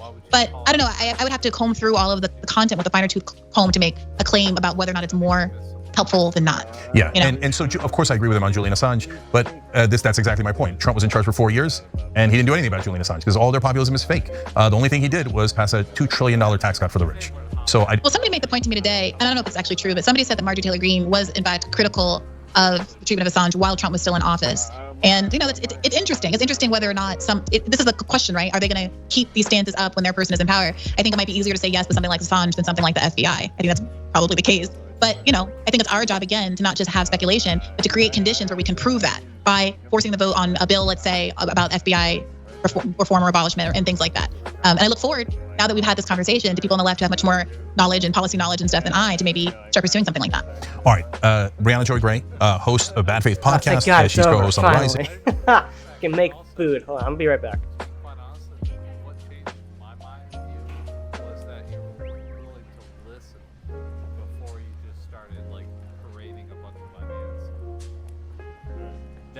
That's the big difference to me. Yeah, well, I think there's a lot of people on politics that have this, right? I do notice that, like it gets to the point where it's just like it's funny actually. I hate to like harp on my homeboy John's channel because I love his and I do really appreciate what he does. But he was saying something today about okay. That was a great stream. Thanks for the raid, Almanara, man. Even though I think you muted me, apparently you don't care about what I have to say. Love and peace, guys. Aisha says bye. She wants you to take care. She cares about you guys too. And now we're gonna raid our friend Real Mighty Joe. We like Real Mighty Joe. Hey, Real. I don't think he recognized what he was saying. Yeah, we're gonna befriend Real Mighty Joe. He's a cool dude. Alright, ready? Here we go. I'll see you guys there. Gonna make friends. Our goal is to make friends on Twitch. Raid now. Yeah. Good night, guys. Love and peace.